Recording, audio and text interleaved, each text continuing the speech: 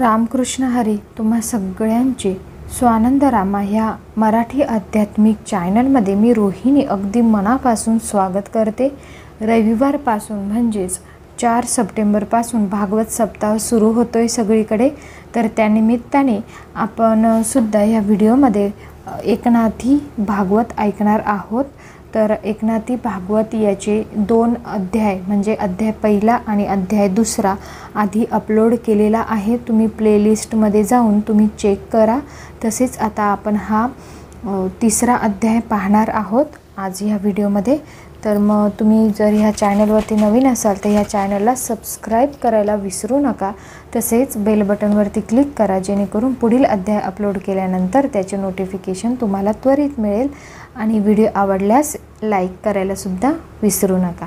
तर मग चला पटकन सुरुवात करूया आपण एकनाथी भागवत अध्याय तिसरा। श्री गणेशाय नमः। श्री कृष्णाय नमः। ओम नमो जी श्री गुरुराया। मनोनी सद्भावे लागे पाया। तव मी पण गेले वाया। घेऊनिया तूपना। सार्थ श्री एकनाथी भागवत अध्याय तिसरा। हे सद्गुरुराया, तुला नमस्कार असो। असे म्हणून जो तुझ्या पाया पडावे तो तूपणा घेऊन मीपणा व्यर्थ जातो। नवल पायांचे कठीणपण वज्रे न तुटे लिंग देह जान। त्याचेही केले चूर्ण अवलीळा चरण लागता। सद्गुरु चरणांचा कठीणपणा विलक्षण आहे, जे सूक्ष्म शरीर वर्जानेही तुटत नाही। त्याचेही तू आपल्या चरण स्पर्शाने सहज लीलेने चूर्ण करतोस। पायी लागताची बळी तो त्वा घातला पातळी। पायी लवना सुरारवंदळी अतुर्बळी निर्दाळिता। बळीला तुझा पाय लागताच त्याला तू पाताळात घातलेस। अतिबलिष्ठ अशा लवणासुराचाही तू नुसत्या पायाने संहार केलास। पाय अतियेशी तिख काळियासी लागता देख। त्याच शोषोनिया विख केला निर्विख निशेष। तुझे पाय अतिशय तीक्ष्ण आहेत, ते कालिया सर्पाला लागताच त्याचे सर्व विष शोषून घेऊन तू त्याला पूर्णपणे विषरहित केलेस। पाय अतिशय दारुण शकटासी लागता जान। त्याचे तुटले गुणबंधन गमनागमन खुंटले। शकट या नावाचा कंसाचा एक अनुचर होता। त्याने श्रीकृष्णाला मारण्यासाठी शकट गाडीचे रूप घेतले होते, परंतु त्याला श्रीकृष्णाचा चरणस्पर्श होताच त्याचे सर्व भवबंधन तुटले व जन्म मरणातून सुटून तो मुक्त झाला। ही कथा भागवत स्कंद 10:12 यात ही कथा आहे। पायाचा धाक सबळा पाये उद्धरिली अहल्या शिळा। पाय नृकये देखता डोळा थित्या मुकला संसारा। मोठ्या समर्थांनाही तुझ्या पायांचा धाक आहे। रामअवतारी गौतमाच्या शापाने शिळा होऊन पडलेल्या अहिल्येला तुझा पाय लागताच तिचा उद्धार झाला। नूक नावाचा राजाने एकदा पुष्कळ गोप्रदाने दिली। त्यातील एका ब्राह्मणास दान केलेली गाय चुकून राजाच्या गायीच्या कळपात शिरली। राजाला ही गोष्ट कळली नव्हती, त्यामुळे त्याने ती गाय दुसऱ्या एका ब्राह्मणाला दान दिली। तेव्हा पहिल्याने दान घेणाऱ्या ब्राह्मणाने क्रोधाने त्या राजाला तू सरडा होशील असा शाप दिला। तो राजा सरडा होऊन पडला असता श्रीकृष्णाच्या चरण स्पर्शाने मुक्त झाला। ही कथा महाभारत यामध्ये आहे। आवडी पाय चिंतिती दास, त्यांच्या मनुष्य धर्मा होय नाश. पाये यमलोक पाडिला ओस, पाये जीवास जीव घात. जे तुझे भक्त मोठ्या प्रेमाने तुझ्या पायाचे चिंतन करतात, त्यांच्या जन्ममरणांचा नाश होतो. तुझ्या पायांनी यमपुरी ओसाड करून टाकली, कारण तुझे पाय जीवाचे जीवपणच नाहीसे करतात. पायवनी शिरी धरिले शिवे, तो जगाते घे तू उठिला जीवे. त्यासी राख लाविली जीवे भावे, शेखिना गवा भवे श्मशानी. तुझ्या चरणाचे तीर्थ म्हणजेच भागीरथी शंकराने मस्तकावर धारण करताच तो सृष्टीचा प्राण घ्यावयास उठला, पण तुझ्या पायांनी मोठ्या प्रेमाने त्याला राख फासली, तेव्हा तो दिगंबर होऊन स्मशानात हिंडू लागला. ऐसे पायांचे करणे, शिवाशी उरोने दिशिवपणे. माझीवासी कैचे जीवे जिने, हे मानिते मानने उरोने दी. असा तुझ्या चरणांचा प्रताप आहे. तो शंकराचे शिवत्व जर राहू देत नाही, तर मग जीवाचे जीवत्व कसे राहू देईल? मानणे व मानणारे हे दोन्ही उरत नाही. ऐसा जानुनिया भाव, एकाएकपणी ठेला ठाव. तेथेही पायांचा नवलाव, केला एकपणा वाव वंदन मात्रे. असा भाव जाणून एकनाथ एकत्वाने राहिला आहे, पण तेथेही तुझ्या पायांनी चमत्कार केला.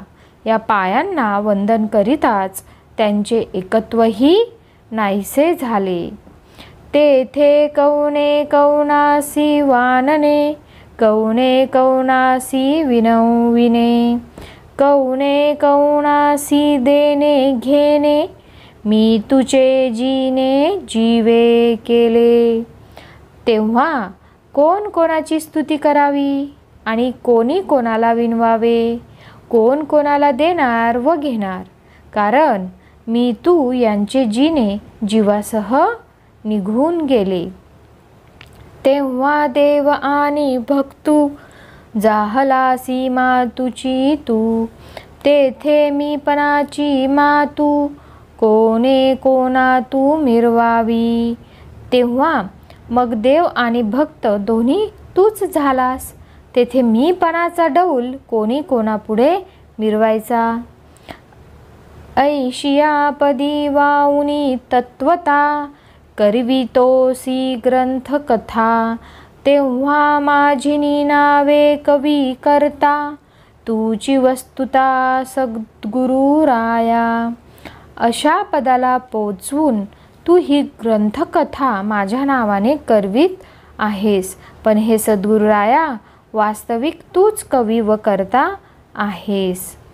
माझे नाम रूप आघवे एक, तेही जनार्दनू झाला देख. ऐसे एकपणाचे कौतुक, आत्यंतिक श्री जनार्दना. माझे नाव व रूप सर्व एक जनार्दन झाले आहे, असे श्री जनार्दन स्वामींच्या ऐक्याचे कौतुक मोठे विलक्षण आहे. तेने कौतुकेची आता, माझिनी नावे कवी करता. होऊनी स्वयरची ग्रंथा, यथार्थता निजबोधे.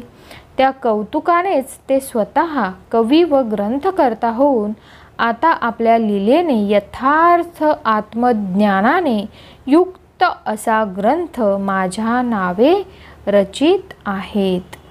तेथे द्वितीयाध्यायाचे अंती, दुस्तर माया उत्तम भक्ती. निरसोनिया भजन स्थिती, भगवत प्राप्ती पावले. दुसऱ्या अध्यायाच्या शेवटी उत्तम भक्तांनी दुस्तर मायेचं उल्लंघन करून भजनाच्या योगाने भगवत प्राप्ती करून घेतली. कैशी दुस्तर हरीची माया, पुसावया सादरता झाली राया. अत्यादरे करोनिया, म्हणे मुनिवर्या अवधारी. असे वर्णिले. ती हरीची माया दुस्तर कशी हे विचारण्यासाठी परीक्षिती राजा फार उत्सुक झाला व मोठ्या आदराने म्हणाला की, हे मुनिवर्या ऐक. श्री राजोवाच. परस्य विष्णोरीशस्य मायिनामपि मोहनीं माया वेदितोमिच्छामो भगवन्नो ब्रुवन्तु ननः. दुसऱ्या अध्यायात श्लोक 48. हे सर्व जगात विष्णूची माया आहे असे पाहणारा इत्यादी म्हटले आहे. यास्तव राजा आता त्या मायेविषयीच प्रश्न करीत आहे. राजा उवाच. राजा म्हणाला, भगवंता, सर्वश्रेष्ठ व्यापक ईश्वराच्या मायाव्याहांनी मोह पाडणाऱ्या मायेला आम्ही जाणण्याची इच्छा करतो. आम्हाला सांगा. मोठमोठ्या मायाव्यांनाही मोह पाडणाऱ्या परात्म्याच्या मायेला जाणण्याची मला इच्छा आहे. यास्तव आपण मला ती सांगा. तृतीयाध्यायी निरूपण. राजा करील चारी प्रश्न. माया आणि तिचे तरण. ब्रह्मते कोण कर्मते कैसे. तेथे प्रथम मायेचा प्रश्न राये पुशिला आपण. तेची अर्थीचे निरूपण. मायेचे लक्षण राजा बोले.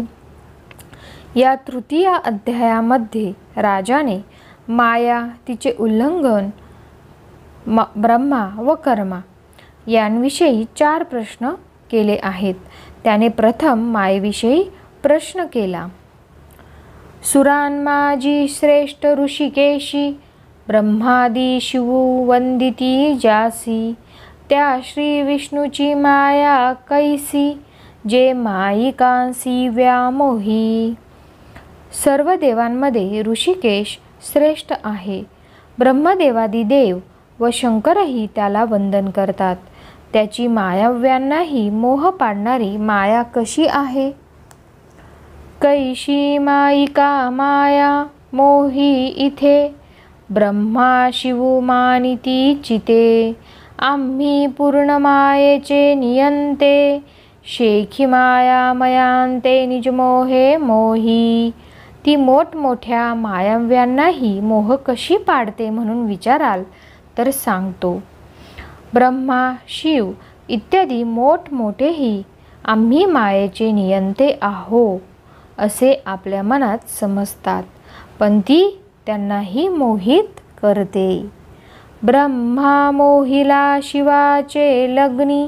वीर्यद्रवे पार्वती देखोनी. महादेव महाज्ञानी देखतांची मोहनी. मोहिनी निजवीर्य द्रवले. ब्रह्मा, महादेव इत्यादी महाज्ञानी सुद्धा मायावश होऊन पार्वती, मोहिनी इत्यादी स्त्रियांना पाहताच कसे गडबडले ते पुराणांतरी प्रसिद्ध आहेच.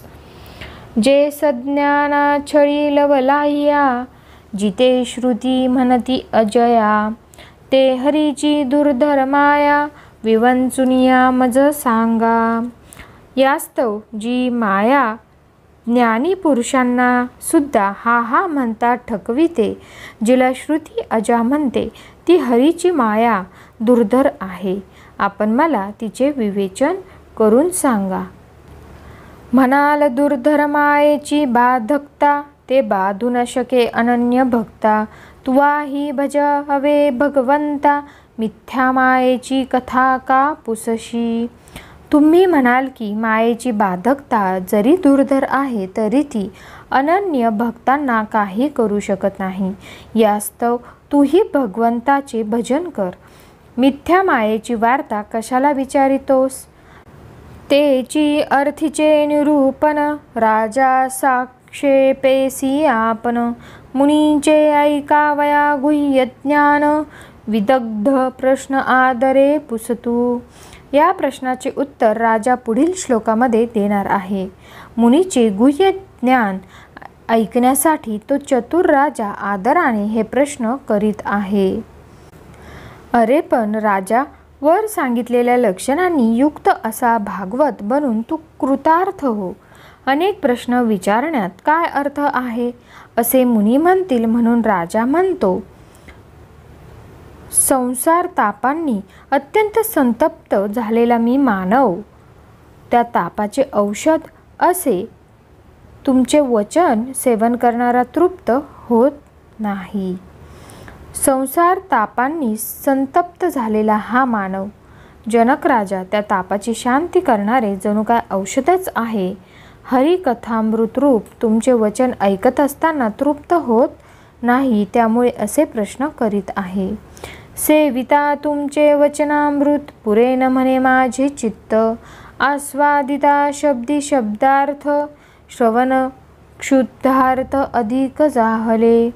पण अहो महाराज, तुमचे हे वचनामृत सेवन करीत असताना माझे चित्त पुरे असे म्हणत नाही. कान शब्दातील शब्दार्थाचा स्वाद घेत असताना अधिकच क्षुद्धार्थ झाले आहेत. अद्भुत कथा अति सुरस, श्रवणी श्रवणा अधिक सोस, रसना म्हणे हा अति गोड रस, डोळ्या उल्हास हे अपूर्व रूप. आपली अतिसुरस अद्भुत कथा ऐकण्याविषयी कानांचा सोस फारच वाढला आहे. रसना म्हणते हा फार गोड रस आहे, डोळ्यांना हे अपूर्व रूप आहे असे वाटते. घ्राण म्हणे हा निजगंधू, सुमनी सुमना अति सुगंधू, वाचा म्हणे हा शब्दू, परम आनंदू अनुवादे. घ्राण म्हणते हा स्वाभाविक गंध आहे, पुष्पादिकांतील गंध यापासूनच उत्पन्न होतो. वाचा म्हणते हा शब्द परम आनंदाचाच अनुवाद करतो. नवल निरूपणाचा यावा, भुजा स्फुरण ये द्यावया खेवा, आलिंगन जीवीच्या जीवा, निज सद्भावा होतसे. आपल्या निरूपणातील मोहिनी विचित्र आहे, याला आलिंगण्यास तयार होतात व जीव सद्भावाने स्वरूपांत तन्मय होतो. तुमच्या कथा सुनिश्चिती, दिव्य औषधी भवरोग छेदिती, त्रिविध तापांची निवृत्ती, जडमूड प्राकृती ऐकता भावे. खरोखर तुमच्या कथा या दिव्य औषधी आहेत, त्या संसार रोगाचा उच्छेद करतात. जड मूढ व प्राकृत लोकसुद्धा जर त्या कथा श्रद्धेने ऐकतील तर त्यांच्याही त्रिविध तापांची निवृत्ती होईल. राजा परमार्थे साकांश, देखुनी सार्थक कथेचे लक्ष, हरिधाकुटा अंतरिक्ष, निरूपणी दक्ष बोलता झाला. राजा परमार्थाचा अत्यंत लोभी आहे व त्याच्या प्रश्नांची उत्तरे दिल्यास आपल्या कथनाचे सार्थक होईल असे जाणून निरूपणामध्ये दक्ष असलेला हरीचा धाकटा भाऊ अंतरिक्ष असे बोलला. श्री अंतरिक्ष उवाच. मायेचे स्वरूपतः निरूपण संभवत नसल्यामुळे सृष्ट्यादी कार्याच्या द्वारा तिचे निरूपण करण्यासाठी अंतरिक्ष या नावाचा क्रशपुत्र म्हणाला. महाभुज हे अजानुबाहो, आपली उपासना करणाऱ्या जीवांना उत्तम सिद्धी प्राप्त व्हावी याकरिता सर्वांचा कारणभूत असा पंचमहाभूतांच्या योगे उच्चवचनी म्हणजेच लहान मोठी शरीरे उत्पन्न करता झाला. ज्या शक्तीने भूतांचा आत्मा होऊन उत्पन्न केलेल्या या आकाशादी पंचमहाभूतांनी उच्च नीच भौतिक शरीरे उत्पन्न करिता झाला, ती भगवानाची माया होय. असा 16व्या श्लोकातील एषा माया भगवतः या चरणाशी पुढील सर्व श्लोकांचा संबंध आहे. त्यांनी ती प्रणी शरीरे कशासाठी उत्पन्न केली? स्वमात्रात्म प्रसिद्धीये. जो स्वतःची उपासना करतो तो स्वमाता त्या आत्म्याचा जीवाच्या अत्यंत सिद्धीसाठी त्याने प्राणशरीरे उत्पन्न केली किंवा स्वांशभूत जे जीव त्यांच्या मात्रा प्रसिद्धीसाठी म्हणजे विषयभोगासाठी व आत्मप्रसिद्धीसाठी म्हणजे मोक्षासाठी त्याने भूतांना उत्पन्न केले. कासा वेदस्तुतीमध्ये पूर्वी तसे सांगितलेले आहे. अंतरिक्ष म्हणे राया, तुवा पुशिली हरीची माया. तो प्रश्नची गेला वाया, बोलणे नये आया बोलक्याचे. अंतरिक्ष म्हणतो, हे राजा, तू हरीची माया विचारलीस, पण तुझा तो प्रश्न फुकट गेला, कारण ही माया मोठ्या वक्तव्याच्याही भाषणाच्या आटोक्यात येत नाही. वंध्या पुत्राचा जन्मकाल, राये आणविला तत्काल. राशी नक्षत्र जाती कुल, सांगो जाता विकल वाचा होय. वंध्या पुत्राचा जन्मकाल आणवून त्यावरून त्याची रास, नक्षत्र, कुल, जाती हे सर्व वर्तवू लागल्यास त्या ज्योतिषाची योग्यता जशी फुकट जाते, तसाच या राजाने हा प्रसंग आणला आहे. मृगजळाची पवे बरवी, गंधर्व नगरी घालावी. वारा वळुनी सूत्र स्वभावी, वाती लावावी खद्योत तेजे. गंधर्व नगरामध्ये आकाशात भासणाऱ्या नगराकार आकृतीत जशी मृगजलाची सुंदर पाणपोळी घालावी. वाऱ्याचे सूत काढून त्याची वात करून ती काजव्याच्या ज्योतीवर लावावी.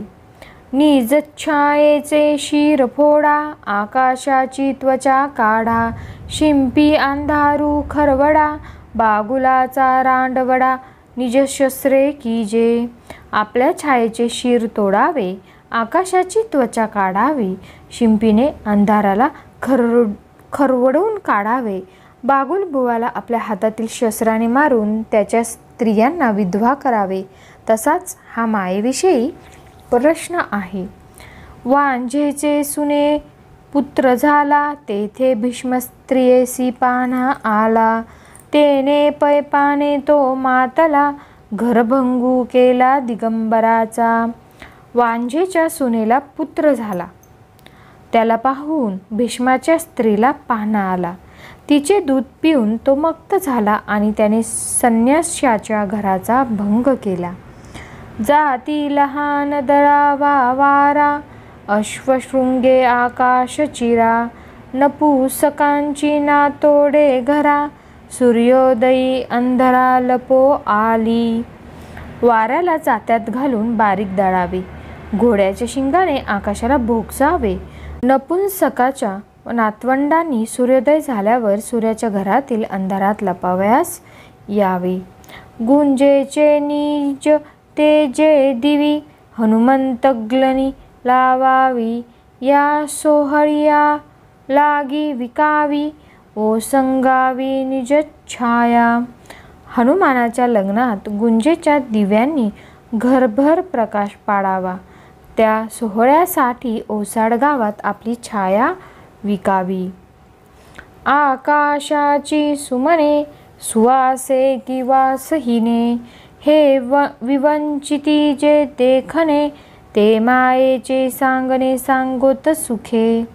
किंवा आकाश पुष्पे सुवासिक आहेत किंवा गंधरहित आहेत याचा विचार करावा. इत्यादी गोष्टी जे ज्ञाते पुरुष करू शकतात ते मायेचे वर्णन खुशाल करोत. एवं मायेचे जे बोलणे, ते सांगतची लाजिरवाणे. नूपजत्यांचे श्राद्ध करणे, तैशी सांगणे महामाया. याप्रमाणे मायेविषयी बोलणे वक्त्याला लाजिरवाणे आहे. ते जन्मास न आलेल्या पुरुषाचे श्राद्ध करण्यासारखे आहे. माया म्हणवी येणे भावे, जे मी कदा विद्यमान नव्हे. या लागी अविद्या येणे नावे, वेद अनुभवे गर्जती शास्त्रे. माया म्हणजे जी केव्हाही विद्यमान नाही ती, म्हणूनच शास्त्रे वेद अनुभवाने तिला अविद्या म्हणतात. भ्रमतो मायेचे निजमूळ, भ्रांती हेची फुल सोज्वळ. भुली ते इचे साजूक फळ, विषय रसाळ सदा फळीत. भ्रम हेच मायेचे मूळ, भ्रांती हेच तिचे उज्ज्वल फूल व भूल हेच तिचे स्वादिष्ट फल. ती विषयरूप रसाळ फळे नेहमी प्रसवते. हे नसते निरूपे रूपाली, सत्यासत्ये गरोदर जाहली, तेथे असत्याची पिली, स्वये व्याली असंख्य. ही माया नसत्या रूपाने रूपाला आली. सत्य आणि असत्य यांनी गरोदर झाली व स्वतः असत्याची असंख्य पिले व्याली. वासना विषय गुणी गुंफिली मिरवे वेणी, मीपणाच्या तरुणपणी मदन मोहिनी चमके.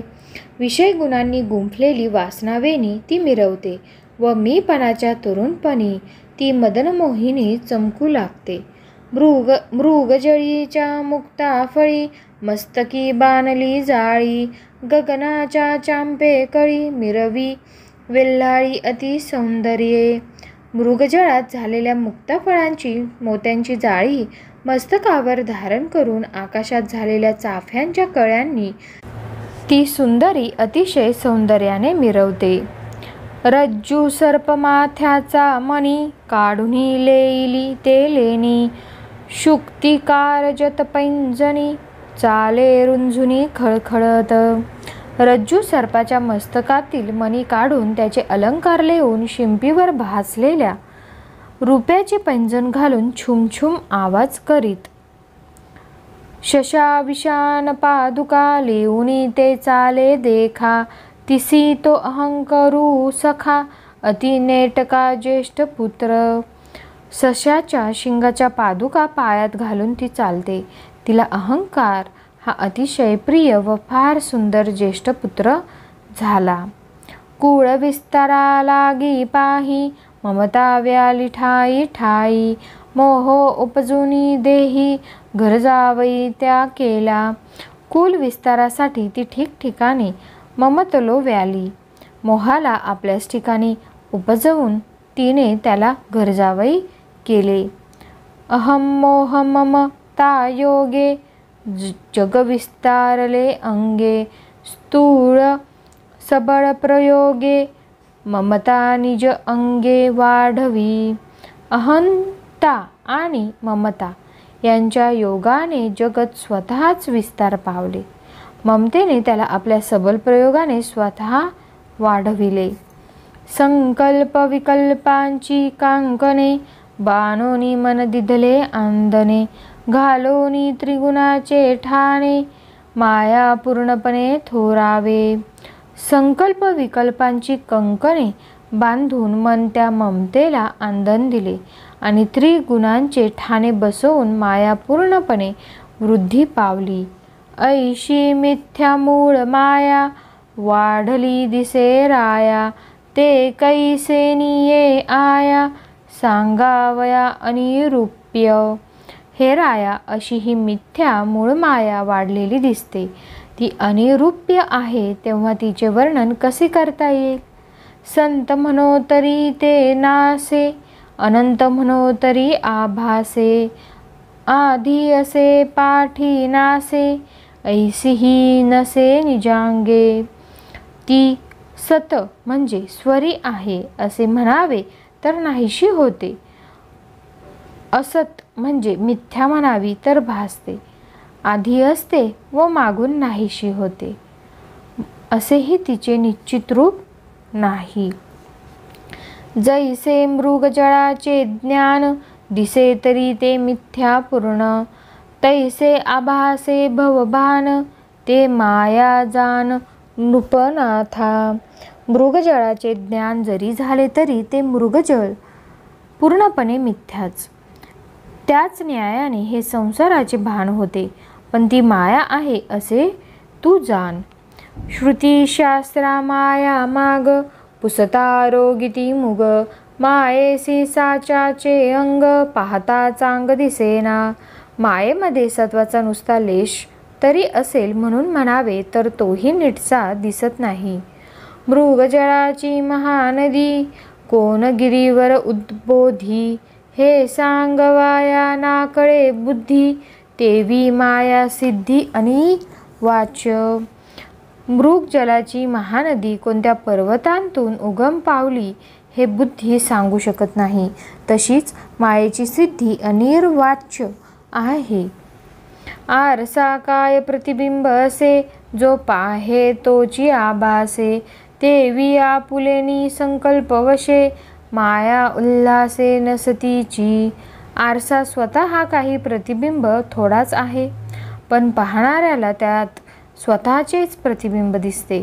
तशीच नसलेली माया आपल्या संकल्पाने विकास पावते. रज्जू सर्प जित धरिला, त्याचे कौतुक पाहो चला.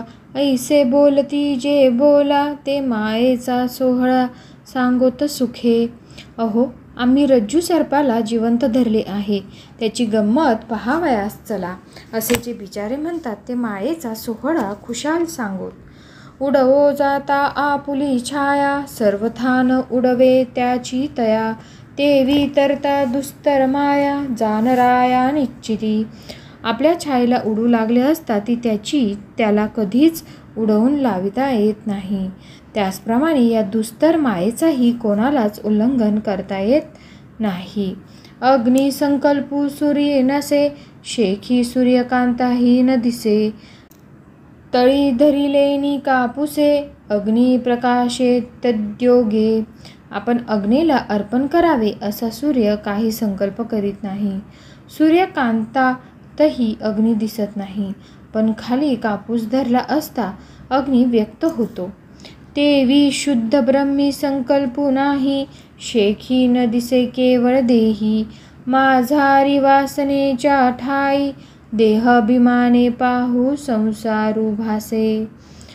तसेच शुद्ध ब्रह्मामध्ये संकल्प नाही, शेवटी केवळ देहामध्येही ती नाही, पण त्यातील वासनेमध्ये देह अभिमानाने संसार भासतो. जागृती देहाचा विसर पडे, सर्वेची स्वप्न देह तुझे जोडे. तेने मिथ्या प्रपंच वाढे, स्वप्नी स्वप्न कुडे कदा न मने. जागृतीतील देहाचा विसर पडतो, लगेच दुसरा स्वप्नदेह मिळतो. त्यामुळे मिथ्या प्रपंच वाढतो. स्वप्न खोटे आहे असे स्वप्नद्रष्टा केव्हाही मानित नाही. सुषुप्ती देहाचा असंभव, तेथे नाही भवभाव. जन्म मरण तेही वाव, संसार संभव देहाभिमाने. सुषुप्तीत तर देहाचा असंभवच आहे. त्या अवस्थेत संसाराचे नावही नाही. जन्म आणि मरण हेही खोटेच आहे. देह अभिमानाने संसार संभवतो. तेवी आत्मतत्वाचा विसरू, तेने मी देह हा अहंकारू. तेने अहंकारे संसारू, अति दुस्तरू थोरावे. आत्मत्वाचा विसर पडला म्हणजे मी देह हा अलंकार उद्भवतो. त्यामुळे दुस्तर संसार वृद्धी पावतो. जेवी मृगजळी मिथ्या मासे, तेवी ब्रह्मी प्रपंचू नसे. तो निरसावया कैसे, साधन पिसे पिसाचा. मृगजलात जसे मिथ्या मासे असतात, तसाच ब्रह्मामध्ये हा प्रपंच आहे. तेव्हा त्या प्रपंचाचे निरसन करण्यासाठी पिसाच्याप्रमाणे असलेल्या जीवाला साधनाचे वेड कसे लागणार. दोन्हीच अक्षरे माया, जवगेला सांगावया. तव श्लोकार्थ दुरी ठेला राया, वाढला वाया ग्रंथु सैरा. हे राजा, मायेची दोनच अक्षरे, पण ती जेव्हा सांगावयास लागलो तेव्हा हा श्लोकार्थ अर्थ तसाच राहिला व ग्रंथ भलतीकडेच वाढत गेला. माया पाहो जाता हर्षे, सज्ञानही झाले पिसे. नावा रूपाची ये भडसे, कल्पनावशे माया वाढे. मायेला पाहू लागले असता सज्ञानही वेडे झाले. नामरूपाच्या भराने कल्पनावशात माया वाढते. मायेचे मुख्य लक्षण राया तुझ मी सांगेल खुन. आपली कल्पना संपूर्ण, ते माया जाण नृपवर्या. हे राजा, तुला मी मायेचे मुख्य लक्षण ओळखण्याची खूण सांगतो. आपली सर्व कल्पना ही मायाच आहे असं तू समज. निज हृदयेची निज आशा, तेची माया गा मुख्य क्षितिशा. जो सर्वथा नित्य निराशा तो पूज्य जगदीशा पूर्णत्वे. आपल्या मनातील जी आशा तीच मुख्य माया आणि जो सर्व प्रकारे सदा निरीच्छ असतो तो जगदीशाला पूर्णपणे पूज्य होतो. आता काही एक तुझ्या प्रश्नी माया सांगो उपलक्षणी. सर्गस्ती अत्यंतकारिणी त्रिविध गुणी विभागे. आता ज्या अर्थी तू प्रश्नच केला आहे त्या अर्थी उपलक्षणांनी मी तुला सांगतो. उत्पत्ती स्थिती व संहार करणारी ही माया 3 गुणांनी विभाग पावते. जेवी सूर्यासी संकल्पू नसे तरी नसता त्याच्या ठाई दिसे. जेव्हा का निज किरण वशे अग्नी प्रकाशे सूर्यकांती. ज्याप्रमाणे सूर्याला संकल्प नसतो पण तो नसतानाही त्याच्या ठिकाणी दिसतो, कारण त्याच्या किरणांमुळे सूर्यकांत मनातून अग्नी प्रकट होतो. तेवी शुद्ध स्वरूपी पाही संकल्प मात्र काही नाही. नसतची दिसे ते ठाई ते जाण विदेही मूळ माया. त्याप्रमाणे शुद्ध स्वरूपामध्ये संकल्प म्हणून काही नाही, पण तो नसतानाही प्रतीतीला येतो, हीच मूळ माया होय. स्वरूप निर्विकल्प पूर्ण तेथ मी म्हणावया म्हणते कोण. ऐसे ही ठाई स्फुरे मी पण ते मुख्यत्वे जाण मूळ माया. आत्मरूप सर्वथा निर्विकल्प आहे, त्यात मी असे म्हणावयास दुसरे आहे कोण. पण अशाही ठिकाणी मी पण स्फुरते. मूळ माया मुख्यत्वे करून हीच आहे. तया मी पणाच्या पोटी म्हणे मजची म्या पहावे दिठी. मजसी म्या सांगाव्या गोठी अत्यादरे भेटी माझी मज हो आवी. त्या मीपणामुळे मीच आपल्याला आपल्या दृष्टीने पहावे, मीच माझ्याशी गोष्टी सांगाव्या, मोठ्या आदराने माझीच मला भेट व्हावी. मज माझी अति प्रीती माझी मज हो आवी रती. माझ्याची म्या घेऊनी युक्ती मज माझी प्राप्ती मध्वोधे व्हावी. माझी मजवर फार प्रीती आहे, माझी माझ्या ठिकाणीच अत्यंत रती असावी. माझ्याच युक्तीने मी माझे ग्रहण करून माझ्याच बोधाने माझी मला प्राप्ती व्हावी. म्हणे मज मिया अलिंगावे मज मियांची संभोगावे. मज मियांची संयोगावे नियोगावे स्वामी सेवकतत्वे सर्वदा. मी मलाच आलिंगावे, मी मलाच भोगावे, मीच माझ्याशी संयुक्त व्हावे. स्वामी आणि सेवक या नात्याने मीच मला सर्वदा कार्यात योजावे. ऐके आजानू बाहोनू पनाथा ऐसे आठवले भगवंता. तो आठवो झाला सृजिता महाभूता भौतिका. असे भगवंताला आठवले, ती आठवणच सृष्टीकर्ता झाला. महाभूते सर्व भौतिक शरीरे. चारी वर्ण चारी खाणी चारी युगे चारी वाणी. चारी पुरुषार्थ चहू लक्षणी मुक्तीची मांडणी मांडली चतुर्धा. 4 वर्ण जरायुजादी 4 जाती 4 युगे परा पश्यंती मध्यमा व वैखरी या 4 वाणी. धर्म अर्थ काम व मोक्ष हे 4 पुरुषार्थ. सलोकता समीपता स्वरूपता व सायुज्यता या 4 मुक्ती. अशा 4 प्रकारे उभारुनी तिन्ही गुण आठवो रची त्रिभुवन. तेने मांडुनी त्रिपुटी विंदान कर्म ही संपूर्ण त्रिधा केले. 3 गुणांची उभारणी करून ती आठवणच त्रिभुवन रचते. त्याने त्रिपुटींची रचना करून कर्माचेही विहित निषिद्ध व अकर्म असे 3 भाग केले. एवं एकपणी बहुपन रूपा आणि मुळीची आठवण. परी बहुपनी एकपन अखंडत्वे पूर्णते कदान भंगे. याप्रमाणे ती मूळची आठवण एकत्वामध्ये अनेकत्वाला व्यक्त करते, तरी पण त्या अनेकत्वातील एकत्वच अखंड असते. त्याचा केव्हाही भंग होत नाही. जी जी कुंभार भांडी करी, आकाश सहजेची त्या भिंतरी. तेवी महाभूते भौतिकाकारी, समन्वये हरी सर्वदा सर्वी. कुंभार जे जे भांडे करतो त्यात आकाश सहजच असते, त्याप्रमाणे महाभूते व भौतिक शरीर या सर्वांमध्ये हरी अखंड एकरूप असतो. राया जाणयेची अर्थी, बोलिले उपनिषदांप्रती. एकाकी न रमते या श्रुती, द्वैताची स्फूर्ती भगवंती स्फुरली. यासाठीच हे राजा, उपनिषदांमध्ये म्हणून ब्रह्मा एकाकी रममान होत नाही, त्याच्या ठिकाणी द्वैताची स्मृती झाली असे सांगितले आहे. किंबहुना एकपणे समजते रूपा आली महाभूते, तिची हरीची माया येथे जाण निश्चिते नूपनाथा. किंबहुना एकत्वाने समस्त महाभूते स्वरूपाला प्राप्त झाली, हीच हरीची माया आहे असे तू निश्चयाने जाण. भूतभौतिक स्फुरे जे स्फूर्ती, ते प्रकाशू न शके माया स्वशक्ती.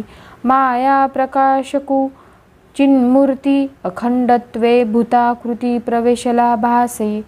पण मायेपासून जी भूतभौतिक कार्ये झाली त्यांना माया चैतन्य प्रकाशयुक्त करू शकत नाही. म्हणून मायेचा प्रकाशक जो चिन्मूर्ती परमात्मा तो भूताकृतीत अखंडत्वाने प्रवेश केलेला भासतो. मुख्य मायेचे निज लक्षण, प्रकाशी परमात्मा चिद्घन. तोची भूती भूतात्मा आपण, प्रवेशले पण नसोनी दावी. चिद्घन परमात्मा जिला प्रकाशित करतो ती माया, हे मायेचे मुख्य लक्षण आहे. तोच स्वभूतांतील भूतात्मा आहे. वस्तुतः तो भूतात प्रविष्ट झालेला नसूनही मी यात प्रविष्ट झालो आहे असे दाखवितो. या प्रकारे पंचमहाभूतांच्या उत्पन्न केलेल्या भूतांत अंतर्यामी रूपाने प्रविष्ट झालेला भगवान आपल्याला 1 व 10 प्रकारे विभागणारा होऊन विषयांचे सेवन करतो. याप्रमाणे जीवांवर उपकार करण्यासाठी आकाशादी पंचमहाभूतांनी उत्पन्न केलेल्या भौतिक शरीरात अंतर्यामी रूपाने प्रविष्ट झालेला तो परमात्मा आपला मन या रूपाने एकधा आणि 5 ज्ञानेंद्रिये व 5 कर्मेंद्रिये या रूपाने 10 विभाग करून आकाशादी भूतांच्या शब्दादी विषयांच्या जीवांकडून सेवन करवितो, किंवा त्या प्रविष्ट झालेल्या आत्म्याला शब्दादी विषयांचा विभाग करून देणारा तो संतुष्ट होतो, असा याचा भावार्थ. ऐशी स्त्रजिली भूते महाभूते, जी जडमूढ अचेते त्यांसी वर्तावया व्यापरार्धे. विभागी आपणा ते तत्प्रवेशी. या प्रकारे भूत महाभूते उत्पन्न केली. ती जडमूढ व चेतनारहित असल्यामुळे त्यांच्या सुख दुःखादी अनुभवासाठी तोच उत्पादक परमात्मा त्यात प्रवेश करून आपलाच विभाग करता झाला. पंचधा पंचमहाभूते ते कार्यक्षम व्हावया येथे. पंचधा विभागे श्री अनंते प्रविशिचे तेथे ते एक राया. 5 महाभूते व त्यापासून उत्पन्न झालेले 5 भौतिक देह आप आपले कार्य करण्यास समर्थ व्हावी म्हणून त्यात 5 प्रकारांनी विभाग करून श्री अनंत कसा प्रवेश करतो ते ऐक. गंधरूपे पै पृथ्वी ते प्रवेशोनी श्री अनंते. पूर्णक्षमा आनुनी तिथे चराचर भूते वाहवी स्वये. गंधरूपाने पृथ्वीमध्ये प्रवेश करून व तिच्या ठिकाणी पूर्ण क्षमा आणून तिने आपल्या पाठीवर चराचर भूते वहावी असे केले. पृथ्वी प्रवेशला भगवंतू, या लागी ते आवरण जळांतू. उर्लिसे न विरतू, जान निश्चितू मिथिलेशा. भगवान पृथ्वीमध्ये प्रविष्ट झाला म्हणूनच पृथ्वी जलांत इतका दीर्घकाल तशीच राहिली आहे, विरून गेली नाही. धराधरी धराधर, या लागी विरवू न शके समुद्र. धराधरे पृथ्वी सधर, भूत भारतेने वाहे. पृथ्वीला अनंताने धारण केले आहे, त्यामुळे समुद्र तिला विरवू शकत नाही. अनंतामुळे पृथ्वी दृढ झाली आहे व त्यामुळेच ती या सर्व भूतांचा भार आपल्या पाठीवर वाहते. स्वादरूपे उदकांते प्रवेशोनी श्री अनंते द्रवत्वे राहुनिया तेथे जीवने भूते जीववी सदा. भगवान रसरूपाने उदकांत प्रवेश करून व द्रवरूपाने त्यात राहून त्या जीवनसंज्ञक जलाने सर्व भूतांना सर्वदा जीववितो. जीवनी प्रवेशे जगज्जीवन या कारणे आवरण तेची जाण. न शोषिता उरे जीवन हे लाघव पूर्ण हरीचे. त्या जीवनात जगज्जीवन प्रवेश करीत असल्यामुळेच तेच त्याचे आवरण आहे असे तू समज. त्यामुळेच जलद तत्व सर्वथा सुकून जात नाही, तर जगाच्या आरंभापासून अंतापर्यंत तसेच राहते. खरोखर हे हरीचे महात्म्य आहे. तेजाचे ठाई रूप प्रवेशला हरी सद्रूप. या लागी नैनी तेज अमुप जठरी देदीप्य जठराग्नी जाहला. सद्रूप हरी तेजामध्ये रूप होऊन प्राण्यांच्या नेत्रात विपुल तेज व उदरात प्रदीप्त जठराग्नी झाला. रूपयोगे लवलाही हरी प्रवेशे तेजाच्या ठाई. ते आवरण वायू माझी पाही न मावळे काही या लागी राया. हरी रूपाच्या योगाने तेजामध्ये प्रवेश करतो. तेच वायूतील तेजाचे आवरण आहे. त्यामुळे तेज कधी मावळत नाही. वायू माझी स्पर्श योगे प्रवेशू कीजे श्रीरंगे. या लागी प्राणयोगे वर्तती अंगे अनेक जीव. भगवा तू वायूमध्ये स्पर्श गुणाने प्रवेश करतो, म्हणून अनेक जीव प्राणबलाने सशरीर वावरतात. वायूच्या ठाई ऋषिकेश स्पर्शरूपे करी प्रवेश. या लागी वायूचा ग्रास सर्वथा आकाश करू न शके. याप्रमाणे ऋषिकेशाने वायूमध्ये स्पर्शगुणाने प्रवेश केल्यामुळे आकाश वायूचा सर्वथा ग्रास करू शकत नाही. शब्दगुणे ऋषिकेश आकाशी करी प्रवेश. या लागी भूतांसी अवकाश सावकाश वर्तावया. ऋषिकेश आकाशात शब्दगुणांनी प्रवेश करतो, म्हणून सर्व भूतांना यथेष्ट संचार करावयास अवकाश मिळतो. शब्दगुणे गणनी प्रवेशला चक्रपाणी. या लागी ते निजकरणी लीन होऊन जाऊ न शके. भगवान शब्दगुणांनी त्यात प्रविष्ट झाल्यामुळे आकाश आपल्या कारणात लीन होऊन जात नाही. महाभूती निरंतर स्वाभाविक नित्यवैर. एरांते ग्रासावया एर अति तत्पर सर्वदा. या पंचमहाभूतांचे सतत स्वाभाविक वैर आहे. त्यांतील एक भूत दुसऱ्या भूतास खावयास सर्वदा तत्पर असते. जळ विरवू पाहे पृथ्वी ते. तेज शोषू पाहे जळाते. वायू प्राशू धावे ते जाते. आकाश वायू ते गिळू पाहे. जल पृथ्वीला विरवू पाहते. तेज जळाला सुकविण्यास तत्पर असते. वायू अग्नीला विझवावयास धावतो. आकाश वायूला गिळून टाकण्याच्या विचारात असतो. तेथ प्रवेशोनी श्रीधर. त्या ते करोनिया निर्वैर. तेची एरा माझी एर उल्हासे थोर नांदवी. पण श्रीधर त्यात प्रवेश करून त्यांना परस्पर नैर्वैर करतो आणि त्यांना परस्परांमध्ये मोठ्या उल्हासाने नांदवितो. एवं पंचभूता साकारता आकारली भूताकारता. तेथे जीवरूपे वर्तविता जाहला पै तत्वता प्रकृती योगे.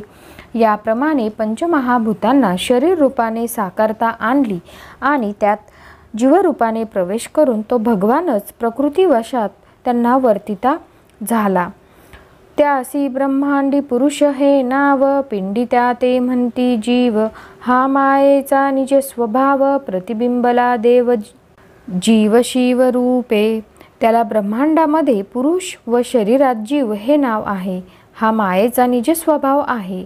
देवच जीव शिव रूपाने तिच्यामध्ये प्रतिबिंबित झाला. शिवी जे योग माया विख्याती. जीवी ते अविद्या म्हणती. हेची मायेची मुख्यत्वे भ्रांती. स्वप्न स्थिती संसारू. तिला शिवामध्ये योगमाया व जीवामध्ये अविद्या म्हणतात. मुख्यत्वाने मायेची भ्रांती हीच आहे. त्यामुळे संसार स्वप्नासारखा मिथ्या आहे. ज्या ते म्हणती दीर्घ स्वप्न तो हा मायावी संसार संपूर्ण. निद्रे माझी दिसे जे भान ते जीवेचे स्वप्न अविद्या योगे. त्याला दीर्घ स्वप्न म्हणतात. तोच हा संपूर्ण मिथ्या संसार आहे. झोपेमध्ये जे भान होते ते अविद्येमुळे जीवाचे स्वप्न हा आहे. येथे जागा जाहल्या मिथ्या स्वप्न बोध जाहलिया मिथ्या भवभान. हे अवघे मायेचे विधान राया तू जाण निश्चित. या स्वप्नात ते खरे असते पण जागे होताच ते मिथ्या स्वप्न होते. त्याच न्यायाने आत्मसाक्षात्कार होताच त्यापूर्वी सत्य असलेला संसार मिथ्या होतो. राजा, हे सर्व मायेचे कार्य आहे असे तू निश्चयाने जाण. आता जीवाची विषयावस्था विषयरसी विषय भोगता. एकदा दशधा विभागता ऐक नृपनाथा सांगेन. आता मी तुला जीवाची विषय अवस्था सांगतो. तो आपलाच एकदा व दशधा विभाग करून विषय भोगता कसा होतो ते मी तुला सांगतो. एकदा भागे अंतकरण स्वये झाला जनार्दन. मन बुद्धी चित्त अहम स्फुरन चतुर्था जान विभागे. स्वतः जनार्दनच एका भागाने अंतकरण झाला. त्या अंतकरणाचे मन, बुद्धी, चित्त व अहंकार असे 4 भाग आहेत. जीव आपुल्या परिपूर्णता अहम म्हणे निजात्मा. तेथ मायेची अधी लाघवता देह आत्मा दृढ केली. जीव आपली परिपूर्णता व स्वाभाविक सत्ता यांना उद्देशून अहम असे म्हणतो. पण ही माया आपल्या चातुर्याने त्या अहंकारामध्येच देहात्मा दृढ करती झाली. अहंकारू वाढविता देहात्मता विसरे आपुली चिद्रूपता. तो विसरू वाढवी विषय चिंता तेची चित्त तत्वता महामाया. आणि देहच मी हा अहंकार तिने वाढविला असता जीव आपली चिद्रूपता विसरतो. तो विसरच विषय चिंता वाढवितो. हे महाराजा, खरोखर विषय चिंतन हेच चित्त आहे.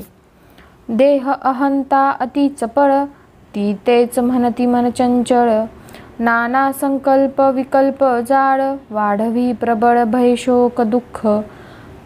देह अहंकार फार चपळ आहे, त्यालाच चंचल मन म्हणतात. ते अनेक संकल्प विकल्पांचे जाळे पसरते. त्याच्या योगाने असह्य भय संताप व दुःख वाढविते. देह अहंतेचे शहाणपण तिये नावगा बुद्धी जाण. ते बुद्धीने निश्चय केला पूर्ण आम्हा जन्म मरण अनिवार. देह अभिमानाचे जे शहाणपण तीच बुद्धी होय. त्या बुद्धीने आमचे जन्ममरण अनिवार्य आहे असा पूर्ण निश्चय केला. एवं देह अभिमानाचे माथा चित्त चतुष्टय अवस्था. मुख्य संसाराचा करता जाण तत्वता देह अभिमानू. याप्रमाणे देह अभिमानाच्या मस्तकावर अंतकरण चतुष्टयाचा आरोप होतो. म्हणून हे राजा, देह अभिमानच संसाराचा मुख्य कर्ता आहे असे तू जाण. अहंकार धरी सोहपन तै चित्ती प्रगटे चैतन्य घन. तेव्हाही मनही होय उन्मन बुद्धीचा निश्चय पूर्ण परब्रह्मी. पण अहंकार देह अभिमान सोडून सोहम असा आत्माभिमान धरला असता चित्तात चैतन्य घन परमात्मा प्रकट होतो. त्यावेळी मनही आपले संकल्प विकल्पात्मक शरीर सोडते. पूर्ण परब्रह्माविषयी बुद्धीचा निश्चय होतो. समूळ मावळल्या अभिमान कैची बुद्धी कैचे मन. बुडे चित्तचे चित्तपण ब्रह्म परिपूर्ण कोण दाटे. कारण देह अभिमान समूळ मावल्यावर कोटची बुद्धी व कोटचे मन. चित्ताचे चित्तपणही नाहीसे होते. मग पूर्ण परब्रह्म सर्वत्र प्रतीत होते. एकदा विभाग अंतकरण त्याची उनखून निज लक्षण. राया सांगितले संपूर्ण आता दशधा लक्षण ते ऐक. राजा, याप्रमाणे मी तुला आत्म्याचा एकदा विभाग जे अंतकरण त्याचे लक्षण सांगितले त्यावरून त्याचा तुला प्रत्यय येईल. आता त्याच्या दशधा विभागाचे लक्षण ऐक. दशधा इंद्रिये अचेतन तया ते चेतविता नारायण. दशधा रूपे प्रवेशोन इंद्रिय वर्तन वर्तवी. 10 इंद्रिये हाच दशधा विभाग आहे, पण तो अचेतन जड आहे. नारायणच 10 शक्तींच्या रूपाने त्यात प्रवेश करून त्यांना अचेतन करतो व प्रत्येक इंद्रियाकडून आपले कार्य करवितो. दृष्टी माझी झाले देखणे, दृश्य प्रकाशी दृश्यपणे, ऐसोनी प्रकाशकपणे, दृश्याभरणे दाखवी. तो नेत्रामध्ये दर्शन शक्ती म्हणजे रूप पाहण्याची शक्ती सर्व दृश्याला दृढतेने प्रकाशित करतो. याप्रमाणे प्रकाशाने तो दृश्याचे सौंदर्य दाखवितो. श्रवणी झाला तो ऐकणे, शब्द प्रकाशी शब्दलक्षणे, मग अर्थावबोधकपणे शब्दविंदाने ऐकवी. कानामध्ये तो ऐकण्याची शक्ती होऊन शब्दरूपाने शब्दाला प्रकाशित करतो आणि अर्यज्ञानाच्या रूपाने शब्दसमूहाला ऐकवितो. रसी रसस्वादू नारायण, रसने तोची रसस्वादन, या परी नाना रससेवन करवी जनार्दन जनान माझी. नारायण जिव्हेमध्ये रसग्रहण शक्ती होऊन रसनेच्या द्वारा तोच रसाचा आस्वाद घेतो आणि याप्रमाणे जनार्दन जीवाकडून अनेक रसाचे सेवन करवितो. सुमनी श्रीहरी सुगंध, घ्राणी तोची जाणे गंधावबोध, या परी सुमन मकरंद, भोगवी गोविंद निजांग योगे. तोच नाकातील गंध ग्रहण शक्ती होऊन पुष्पातील सुगंध जाणतो. अशा प्रकारे तो गोविंद आपल्या स्वरूपाने जीवाकडून पुष्पातील सुगंध भोगवितो. शीत उष्ण मृदू कठीण, स्पर्श प्रकाशिता नारायण, त्वचे माझी तोची स्पर्शज्ञ, यपरी जगजीवन भोगवी स्पर्श. शीत उष्ण मृदू कठीण इत्यादी स्पर्शांना प्रकट करणाराही नारायणच आहे. तोच सर्व प्राणी शरीरांतील त्वचेमध्ये स्पर्शग्रहण शक्ती रूपाने राहून जीवाकडून स्पर्श भोगवितो. वाचेचा वाचकू कमळापती, तोची प्रकाशी शब्दपंक्ती, नाना शब्दार्थ व्युत्पत्ती, वदवी निश्चिती वाचाळपणे. वागींद्रियांकडून शब्दोच्चार करविणाराही हा कमलापतीच आहे. तोच शब्दसमूहाला प्रकट करतो. त्यांतील मूळ शब्द व प्रत्यय यांचा स्पष्ट उच्चारही खरोखर तोच जीवाकडून वाचाळपणे करवितो. करांच्या ठाई देती घेती, अकर्तेनी कर्तव्य शक्ती, चरणा आचरणे निगुती, गमनस्थिती गोविंदे. हातातील देणे व घेणे या कर्तव्य शक्तीही त्या अकर्त्याच्याच आहेत. पायांचा संचार व स्थिती म्हणजे थांबणे ही शक्तीही गोविंदाचीच आहे. उपस्थ सुखाची सुखप्राप्ती, तेने सुखे सुखावे श्रीपती, स्त्री पुरुष मैथुन व्युत्पत्ती, प्रकाशी अतिप्रीती पुरुषोत्तम. उपस्थाच्या द्वारा होणाऱ्या सुखाच्या प्राप्ती या नारायणामुळेच होते. त्या सुखानेच तो सुखी होतो. स्त्री पुरुष संयोगापासून होणारे सुखभाव हा पुरुषोत्तमच मोठ्या प्रीतीने प्रकट करतो. गुदाचे ठाई जे का क्षरण, तेही अक्षरे होय जान, या परी निजात्मा परिपूर्ण, दशधा आपण विभागला देही. पायूतील मलत्याग सामर्थ्यही हे अक्षर ब्रह्मच आहे असे तू समज. याप्रमाणे हा परिपूर्ण परमात्मा प्रत्येक प्राणी शरीरात 10 प्रकारे विभागला आहे. या परी गा देहयोगे, विलासे विषय संभोगे, भोग्य भोक्ता उभय भागे, प्रकाशुनी अंगे स्वये भोगी. राजा वर वर्णन केल्याप्रमाणे हा परमात्माच देहसंबंधाने विषयानुभव घेतो. भोक्ता व भोग्य अशा 2 प्रकारच्या विभागाने प्रकट होऊन तो स्वतःच शरीरद्वारा सर्व भोग भोगतो. जेवी साळईच्या रुखा, साळईची बीज देखा, साळईचे शाखो उपशाखा, न विकारिता असका वृक्ष होये. ज्याप्रमाणे साळईच्या वृक्षाचे साळईच बीज आहे व साळईच त्याच्या शाखा व उपशाखा आहेत, पण तो जेव्हा विकार न पावता बीज अवस्थेत असतो तेव्हाही तो सर्व वृक्ष रूप असतोच. जे विका उस बीजी पडे, तो बाहेर उसपणेची वाढे, जरी भिन्न भिन्न काडे चढे, तरी मागे पुढे रस एकू. किंवा ज्याप्रमाणे ऊसाचे वाढे जमिनीत लावले जातात व त्यापासून पुढे ते ऊस या रूपानेच वाढत जाते, त्याची निरनिराळी कांडी जरी वरवर चढू लागतात तरी त्यात मागे व पुढे सर्वत्र रस हा एकच असतो. ते विषय आणि करणे प्रकाशुनी एकपणे, मग विषय रस सेवने जीवपणे स्वयंसेवी. त्याप्रमाणे विषय आणि इंद्रिये या दोहोंनाही एकत्वाने प्रकट करून हा परमात्माच मग जीवत्वाने स्वतः हा विषय रसाचे सेवन करतो. तो जीव अंतर्यामी आत्म्याने प्रकाशित केलेल्या गुणांनी म्हणजेच इंद्रियांनी विषयांना भोगणारा उत्पन्न झालेल्या या शरीराला आत्मा मानणारा शरीर आदिकांची ठिकाणी आसक्त होतो आणि तो शरीरात प्रवेश करून विषय भोग घेणारा जीव अंतर्यामीने प्रकाशित केलेल्या इंद्रियांनी विषयाचा भोग घेणारा हा होत तसा या उत्पन्न केलेल्या शरीर आदिकांना आत्माच समजून त्यात आसक्त होतो. इंद्रिया आणि विषयांशी सहजे अंतर्यामी प्रकाशी जीव सेवुनी त्या विषयांशी पावे आसक्तीसी अहंभावे. अंतर्यामी इंद्रिये व विषय यांना स्वभावातच प्रकाशित करतो. जीव त्या विषयांचे सेवन करून अहंभावाने आसक्त होतो आणि म्हणतो की म्हणे हे विषय कैसे गोड, माझ्या देहाचे पुरे कोड, तव इंद्रियांची खवळे चाड, विषय वाढ भोगावया. हे विषय किती गोड आहेत हे माझ्या देहाचे कोड पुरवितात, पण या मिथ्या भावनेमुळे इंद्रियाची विषय भोगाविषयीची प्रीती क्षुब्ध होते. इंद्रिया विषयांची आसक्ती देह अभिमाने वाढे वृत्ती, मावळोनी मुळींची स्फूर्ती मोहम मता स्थिती दृढ वाढे. इंद्रिय विषयासक्त झाली असता देह अभिमान अतिशय वाढतो, त्यामुळे मूळची आत्मस्फूर्ती पार मावळून जाते.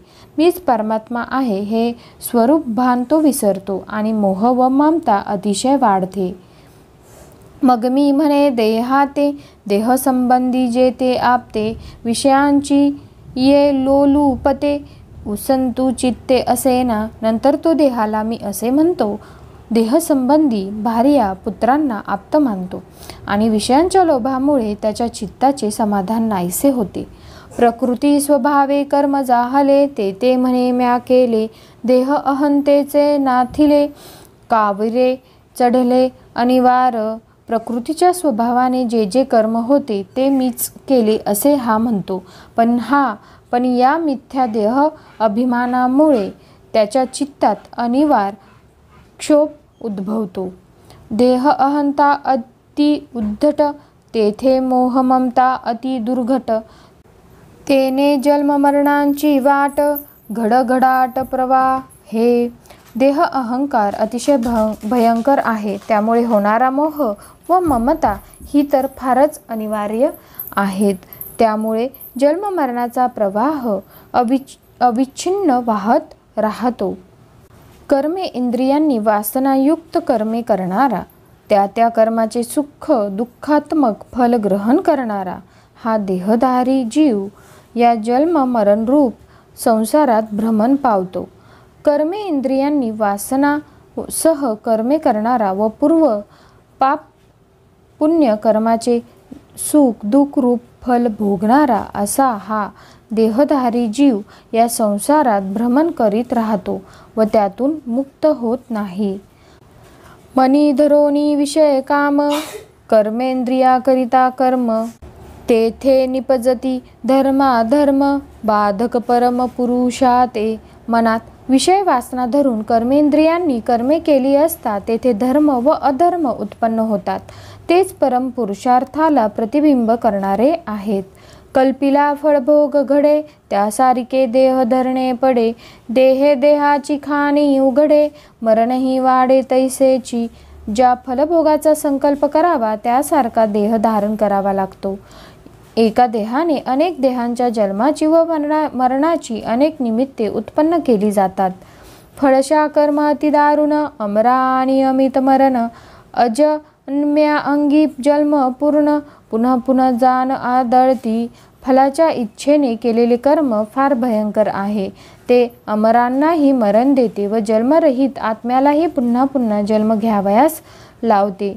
एवं स्वर्ग आणि संसारा जन्ममरणाच्या एरझारा नाना योनी अपारा निजकर्मद्वारा स्वयंभोगी. याप्रमाणे स्वर्ग आणि संसार यात जन्ममरणाच्या एरझारा सुरू होतात. आपल्या कर्मामुळे हा स्वतः अनेक अपार योनी भोगतो. डोळे बांधुनी जुंपिला घाना तेलियाचा ढोरू जाना करकरी तू परिभ्रमणा अविश्रम जाना भोवतसे. तेलाच्या घाण्याला डोळे बांधून जुंपलेला बैल त्या घाण्याभोवती एकसारखा फिरत राहतो. तेवी बांधोनी ज्ञानाचे डोळे भोगू जाता निज कर्म फळे. तव जन्म मरणांचे सोहळे भोगी आगळे अनिवार.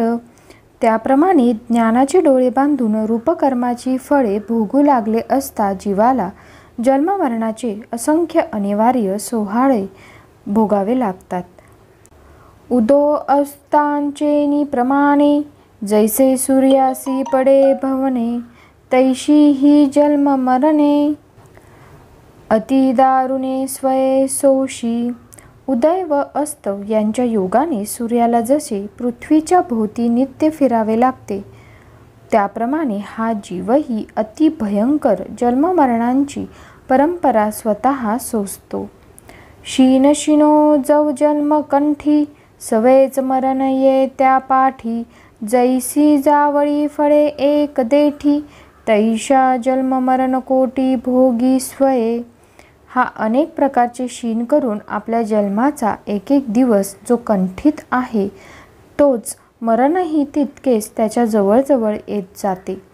जुळी फळे जशी एकाच देखाला लागलेली असतात तशी एकाच देहाला चिकटून राहिलेली जन्ममरणे हा स्वतः भोगतो. तो किती वेळ भ्रमण करतो तो काळ सांगतात. अकालन व ताप देणाऱ्या जीव परतंत्र कर्माच्या अधीन झालेला भूतांचा जगाचा प्रलय होईपर्यंत जन्ममृत्यूचे सेवन करतो. याप्रमाणे अनेक अकल्याणांचा अनुभव देणाऱ्या कर्मफलास प्राप्त होणारा पुरुष कर्मपराधीन होऊन प्रलयापर्यंत जन्ममरणा परंपरेत भ्रमण करीत राहतो. होता पूर्णत्वे जो स्वतंत्र तो झाला कर्मपरतंत्र.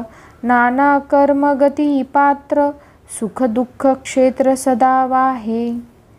जो पूर्वी पूर्णत्वाने स्वतंत्र होता तोच कर्मपरतंत्र आणि अनेक कर्मगतींना पात्र होऊन सुख व दुःख ही फळे देणाऱ्या क्षेत्रात सदा राबत राहतो. मानोनी विषयांचे सुख देखत देखता घेतले विख. त्याचे अगणित असुख जन्मकोटी दुःख शोषिता न सरे. विषयांचे सुख मानून तो विषय भोगरूप विषयच जाणून बुजून प्राशन करतो. त्यापासून उत्पन्न होणार दुःख कोट्यवधी जन्मी जरी सोसले तरी सरत नाही. दुःखावरी दुःखांचे आवर्त मोहशोकांचे गर्ती पडत. आती यातने माझी बुडत सदा उकडत काळाग्नी. दुःखावर दुःखे कोसळून त्यांच्या भोवऱ्यात सापडून तो मोह व शोक यांच्या गर्तेत पडतो व अत्यंत यातनेमध्ये बुडतो आणि काळाग्नीमध्ये सर्वदा उकळत असतो. ऐसे शोषिता दुःख शोक पुढे अवचिता एकाएक. महाप्रळयाचा भडका देख निकट सन्मुख अंगी वाजे. याप्रमाणे दुःख शोक शोषित असता पुढे अकस्मात महाप्रलयाचा भडका उठतो. त्यातून त्यांच्या पुढे भयंकर आवाज निघू लागतो. तेथे मागे नवचे काढिला पाओ पुढे निघावया नाही वावो. निजकर्मे बांधिला पहाओ प्रळयाचा घावो मस्तकी वाजे. तेथे मागे पाऊल घेता येत नाही व पुढे पाऊल टाकण्यासही अवकाश नसतो. आपल्या कर्मांनी तो बांधला जातो व प्रलयाचा घाव त्याच्या मस्तकावर बसतो. उत्पत्ती स्थिती प्रकरण तुझ सांगितले संपूर्ण. आता प्रळयाचे लक्षण सावधान अवधारी. याप्रमाणे उत्पत्ती स्थितीचे प्रकरण तुला संपूर्ण सांगितले. आता प्रलयाचे लक्षण सावधान चित्ताने ऐक. याप्रमाणे मायामयी सृष्टी सांगून आता लयाचे वर्णन सांगण्यास आरंभ करतो. धातू पल्लवे आसन्ने सती म्हणजे पंचमहाभूतांच्या नाशाचे कारण प्राप्त झाले असता अनादि निधनः कालः द्रव्यगुणात्मकम, ज्याला आदि व अंत नाहीत असा काल स्थूल, सूक्ष्मभूतात्मक, अव्यक्तम, अव्यक्ताय, कार्यरूप जगाला अव्यक्त अशा ईश्वर रूपामध्ये घेऊन जाण्याकरिता अपकर्षती ही आकर्षित करतोच. आदि अंतररहित काल पंचमहाभूतांच्या नाशाचे निमित्त प्राप्त झाले असता द्रव्य म्हणजे स्थूल व गुण म्हणजे सूक्ष्म एतत् रूप कार्याला कारणांत लीन करण्यासाठी आकर्षण करतो. सूर्योदयासी दिवस स्थिती लोटल्या अवश्य पावे राती, तेवी झालिया उत्पत्ती स्थिती प्रलयाची प्राप्ती अवश्य पावे. सूर्योदय होऊन दिवस संपला म्हणजे रात्र जशी अवश्य येते तशीच उत्पत्ती व स्थिती झाल्यावर प्रलयाची प्राप्ती अवश्य होते. एवं पावल्या प्रलय वेळू खवळे अनादि निधन काळू, तो महाभूतेसी भूगोळू नाशार्थ प्रबळू प्रताप मांडी. याप्रमाणे प्रलय काळ समीप आला म्हणजे आदि अंतरहित काळ खवळतो. तो महाभूतांचा भोगता त्यांच्या नाशासाठी मोठा प्रबळ प्रताप आरंभितो. तेथ जे जे स्थूळाकारे व्यक्त, ते ते करू लागे अव्यक्त, जेवी पेरिले पिकोनी शेत, स्वये वाळत उष्ण काळी. सृष्टीमध्ये जे जे काही स्थूल आकाराचे दृश्य जात असते ते ते सर्व तो अव्यक्त करू लागतो. ज्याप्रमाणे पेरलेले शेत पिकले म्हणजे ते आपणच उन्हाळ्यात वाळत जातो. तृणादी नाना बीजे क्षिती, स्वभावे वर्षीये विरूढती, तेची शारदीये नाना व्यक्ती, सफळीते होती सुस्पुष्ट. गवत वगैरे अनेक प्रकारची बीजे स्वभावताच पावसाळ्यात पृथ्वीवर उगवतात आणि तीच शरद ऋतूत नाना प्रकारच्या फलपुष्पांनी युक्त व अत्यंत पुष्ट होतात. तेची ग्रीष्माच्या अंती फळमूळ मुडोनी व्यक्ती, बीजे लीन होती क्षिती, कैशी काळगती संसारा. पण ग्रीष्म ऋतूच्या शेवटी त्यांच्या झाडांचा व फळांचा मूळचा आकार नाहीसा होऊन ती पुन्हा पृथ्वीमध्ये लीन होतात. तशीच संसाराची कालगती आहे. जेवी वसंताची एली कडी, वृक्षांसी होय पानझडी, तेवी ब्रह्मादिकांची परवडी, काळ झोडी निजसत्ता. ज्याप्रमाणे वसंत ऋतूच्या पूर्वी झाडाची पाने गळू लागतात त्याचप्रमाणे ब्रह्मादिकांचाही प्रकार आहे. काळ त्यांनाही आपल्या सत्तेने झोडून काढतो. जेविका वाळलिया शेत, कृषी वळू मळू लागे समस्त, तेवी व्यक्तांचे अव्यक्त, काळ त्वरित करू लागे. ज्याप्रमाणे शेतकरी वाळलेल्या सर्व शेताची मळणी करू लागतो त्याप्रमाणेच काळ व्यक्त जगताला सत्वर अव्यक्त करू लागतो. तेच अव्यक्त करीती स्थिती, राया सांगेन तुझ प्रती, काळाची क्षोभक शक्ती प्रलयाचे प्राप्तीपूर्वी पावे. हे राजा, तीच व्यक्त सृष्टीला अव्यक्त करण्याची स्थिती मी तुला सांगेन. काळाची क्षोभ करणारी शक्ती प्रलयाच्या पूर्वी प्रकट होते. भुवी शतवर्षा, या पृथ्वीवर 100 वर्षे, अत्युल्बना ही अगदी महाभयंकर, अनावृष्टी ही भविष्यती, आवर्षण होईल.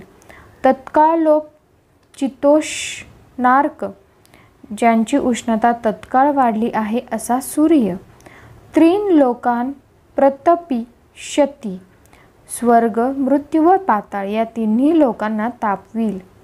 भूलोकी 100 वर्षे पाऊस पडणार नाही. त्यामुळे सूर्याची उष्णता अतिशय वाढेल व तो त्रैलोक्याला जाळील. काळक्षोभाची दृष्टी, शतवर्षे अनावृष्टी, तेने अत्युल्बने आटे सृष्टी, पृथ्वीच्या पोटी काही नुरे. काळाची दृष्टी क्षुब्ध होताच 100 वर्षे अनावृष्टी होते. त्यामुळेच सर्व सृष्टीचा भयंकर नाश होतो. पृथ्वीवर काहीही उरत नाही. प्राणी मात्र निमाले देख, वने वाळुनी जाहली राख. बिंदू मात्र न मिळे उदक, या परी लोक आटिले काळे. सर्व प्राणी मात्र मरण पावतात. वने वाळून त्यांची राख होते. थेंबरही पाणी मिळेनासे होते. याप्रमाणे काळ सर्व लोकांना आटवितो. तव द्वादशदित्य मेळा, मंडळी झाला एक वेळा. तेथीच्या किरणी प्रबळा, त्रैलोक्य सकळा संतप्त केले. त्यावेळी 12 आदित्यांचा समुदाय एकाच वेळी नभोमंडळात प्रकाशू लागतो. त्यांच्या प्रखर किरणांनी सगळे त्रिभुवन संतप्त होते.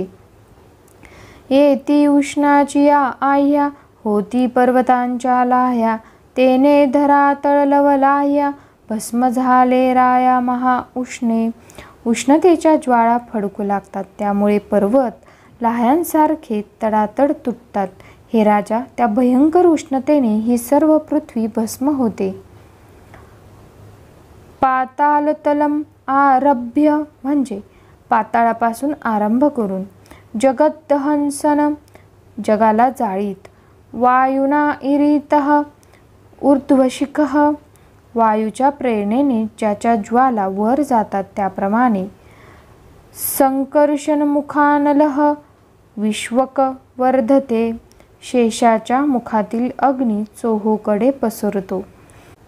शेषाच्या मुखापासून निघालेला अग्नी आपल्या ऊर्ध्वज्वालांनी पाताळाच्या तळापासून आरंभ करून सर्वांना जाळीत सुटतो आणि वायूच्या साह्याने तो सर्वत्र पसरतो. उष्णतापले पृथ्वी तळ, पोळले शेषफणा मंडळ. तै सहस्रमुखे विषानळ, अग्नी कल्लोळ वमिता झाला. त्या महाउष्णतेने सर्व पृथ्वी तापून जाते. त्यामुळे सर्व शेषाचे फणामंडळ पोळते. ते आपल्या हजारो मुखांनी विषाग्नीच्या ज्वाळांचा भडकाच ओकू लागते. पाताळतळीहुनी देखा, ऊर्ध्वमुख अग्निशिखा. जाळीतची तीही लोका, उठिला भडका आणि वार. पाताळांतून ऊर्ध्वमुख अग्निज्वाळा तिन्ही लोकांना जाळू लागतात. त्यामुळे अनिवार भडका उठतो. क्षोभे दिदला फुत्कारा, सहस्रमुखे सुटला वारा. तो सहाय्य झाला त्या वैश्वानरा, जाळीत दिगंतरा वाढला वनवा. शेष अशा क्षोभामुळे आपल्या सहस्र मुखाने सुस्कारे टाकू लागतो. त्यामुळे भयंकर वारा सुटतो. तो अग्नीला सहाय्य होतो आणि सर्व दिगंतराला जाळीत वनवाच भडकलेला दिसतो. प्रलय करणारा मेघांचा समुदाय हत्तीच्या सोंडासारख्या प्रचंड धारांनी 100 वर्षे वृष्टी करतो. ब्रह्मांड त्या पाण्यात लीन होते. त्यानंतर प्रलय करता मेघसमूह हत्तीच्या सोंडे एवढ्या धारांनी बिंदूंनी नव्हे 100 वर्षे दृष्टी करतो व त्यामुळे सर्वत्र पाणीच पाणी झाले असता सृष्टी त्यात लीन होते. स्वर्ग आणि पाताळ तळा, कवडूनी उठिल्या अग्निज्वाळा. तव प्रळय करत्या मेघमाळा, क्षोभल्या त्या काळा अति दुर्धरा. स्वर्ग आणि पाताळ तळ यांना कवटाळून अग्नीच्या ज्वाळा भडकल्या. म्हणजे त्या अति दुर्धर प्रसंगी प्रलय करणाऱ्या मेघांच्या पंक्ती क्षुब्ध होतात. म्हणाल तेथ मोठ मोठे, वर्षो लागले थेंबुटे. तैसे नव्हे गा कडकडाटे, एकी धार सुटे अनिवार. आता तुम्ही म्हणाल की मेघ मोठमोठ्यांनी थेंबांनी वृष्टी करू लागत असतील तर तसे नव्हे बरे. हे राजा, ते प्रलय मेघ भयंकर गर्जना करून एकधारेने अनिवार्य वृष्टी करीत सुटतात. इतर पर्जन्याच्या धारा त्यत्यानवती रूपवरा. ऐक प्रमाणाच्या निर्धारा, तो समयो महावीरा अति दुस्तर. इतर सामान्य पर्जनाच्या धारा जशा असतात तशा त्या नसतात. तर मग त्यांचे प्रमाण काय असते म्हणून म्हणशील तर सांगतो. हे महावीरा, तो प्रसंग फार भयंकर आहे. जैशी कामतगजाची सोंड, तैशा धारा अति प्रचंड, शतवर्षेवरी अखंड, पर्जन्य वितंड पैवर्षे. जशी मदोन्मंत हत्तीची सोंड असते, तशा धारांनी ते वृष्टी करतात आणि ती 100 वर्षेपर्यंत एकसारखी अखंड चालते. विजूनेज तेजे नभ जाळी, कडकडाटे दे आरोळी, काळाची बैसे दांत खिळी, ऐसा प्रलय काळी मेघ खवळे. विजा आपल्या तेजाने आकाशाला जाळतात, त्यामुळे भयंकर कडकडाट होऊ लागतात. ते ऐकून काळाचीही दातखिळी बसते. प्रलय काळी मेघ इतके खवळतात की तेने उलथले जड सैंघ, जेथोनी वर्षत होते मेघ, त्या तेही विरवुनी सांग. जळमळ शांग त्रिलोक्य झाले. त्यामुळे मोठमोठे सर्व जलाशय एकरूप होतात. फार काय, पण जेथून मेघ वर्षाव करीत असतात तेथपर्यंत पाण्याचे पूर वाढून त्या वृष्टी करणाऱ्या मेघांनाही बुडवून वर जातात. त्यामुळे सर्व त्रैलोक्य जलमय होते. अनिवार्य वर्षता वेग, जेथे मेघांचेही विरे अंग, यनाव सांवर्तक मेघ, अति अमोघ वर्षावो. अनिवार्य वेगाने वर्षाव करीत असता ज्यात मेघांचेही अंग लोपून जाते त्यालाच सांवर्तक मेघ म्हणतात. तीर्थक्षेत्र पवित्रोदक, सरिता समुद्र झाले एक, हरपले चंद्र सूर्याधिक, तिन्ही लोक बुडाले. तीर्थे, क्षेत्रे, पवित्र उदक, नद्या, समुद्र इत्यादी सर्व एक होतात. त्या जलपुरात चंद्र सूर्याधिक व तिन्ही लोक बुडून जातात. ऐशिया एकार्णवाचे ठाई, विराट विरला गा पाही, साकार उरे ऐसे काही, उरले माही नूपनाथा. अशा एकरूप समुद्रात विराटाचा देहही विरघळतो. सारांश, हे राजा, त्यावेळी आकारयुक्त असे काही एक उरत नाही. हे राजा, त्यानंतर ब्रह्मांड शरीरी विराट पुरुष आपल्या ब्रह्मांडरूप शरीराला सोडून ज्यात काष्टे नाहीत अशा अग्नीप्रमाणे कोणत्याही प्रकारे व्यक्त म्हणजे प्रकट न होणाऱ्या सूक्ष्म ब्रह्मात प्रविष्ट होतो. स्थूल सृष्टी या उपाधीचा लय झाल्यामुळे तिच्यावर मी असा अभिमान ठेवणारा विराट पुरुष आपल्या स्थूल सृष्टीरूप शरीराचा त्याग करून काष्टरहित अग्नीप्रमाणे आपल्या सूक्ष्म कारणात प्रवेश करतो. अहो, पण प्रलयकाली हिरण्यगर्भासह सर्व ब्रह्मोपासक परमपदात लीन होतात इत्यादी अर्थाची ब्रह्मणासह ते सर्वे इत्यादी स्मृती व अधिकारी जीव अधिकार संपेपर्यंत आपल्या अधिकारावर अवस्थित होतात इत्यादी अर्थाचा यावत अधिकार न्याय यांवरून वैराजसंज्ञक हिरण्यगर्भाचा तो परम भागवत असल्यामुळे मोक्षच होणे युक्त आहे. इतर जीवांप्रमाणे त्याने केवळ कारणात प्रवेश करणे युक्त नाही असे म्हणाल तर ते खरे आहे. पण अश्वमेधादी पुण्यकर्मांनी सत्यलोकी गेलेल्याही अभक्तांची पुनरावृत्ती श्रुत आहे. त्यामुळे हिरण्यगर्भालाही अभक्तत्व असल्यास त्याचाही प्रकृतीतच लय होईल व पुनरुत्पत्तीही होईल असे मोक्षाचे दुर्लभत्व सुचविण्यासाठी येथे हे सांगितले आहे. त्यामुळे पूर्वोक्त श्रुती व न्याय यांच्याशी विरोध येत नाही किंवा ब्रह्म कोणत्याही प्रमाणाचा विषय होत नसल्यामुळे तेच येथील अव्यक्त आहे. हिरण्यगर्भाचा त्यात प्रवेश होत असल्यामुळे हा मोक्षच सांगितला आहे असे समजावे. प्रळयकाली अति गहिंसु, अगाध उसळे जलोल्हासु, स्थूळाचा करिता नाशू, विरे निशेषु विराटू. प्रलयकाली जलसमय झालेल्या सृष्टीत जगाचा भयंकर कल्लोळ उसळतो. त्यामुळे सर्व स्थूल पदार्थाचा नाश होतो. स्थूल वृष्टी हे विराट पुरुषाचे शरीरही त्यात निशेष विरघळून जाते. विराटाच वैराज पुरुषू, तो अव्यक्ती करी प्रवेशू, जेवी इंधननाशी हुताशू, करी रहिवासू निजकरणी. त्यानंतर त्या विराट शरीराचा अभिमान वैराज पुरुष काष्ठाचे भस्म केल्यावर अग्नी जसा आपल्या कारणरूप सामान्य तेजात लीन होतो त्याप्रमाणे अव्यक्तात लीन होतो. जे ब्रह्मलोक निवासी होती त्यांसी प्रलयाचे अंती ब्रह्मया सवे सर्वांसी क्रममुक्ती ऐसे स्मृती श्रुतींचे दृढ वाक्य. जे ब्रह्मलोकांमध्ये राहणारे असतात त्यांना महाप्रलयाच्या शेवटी ब्रह्मदेवासह क्रममुक्ती मिळते असे श्रुतींचे निश्चित वाक्य आहे. वैराज पुरुष नाम वंदती हिरण्यगर्भाते म्हणती त्यासी प्रलयी प्रवेशु अव्यक्ती तै इतरांची गती श्रुतिवाक्य कैसी. वैराज पुरुषाला हिरण्यगर्भ म्हणतात.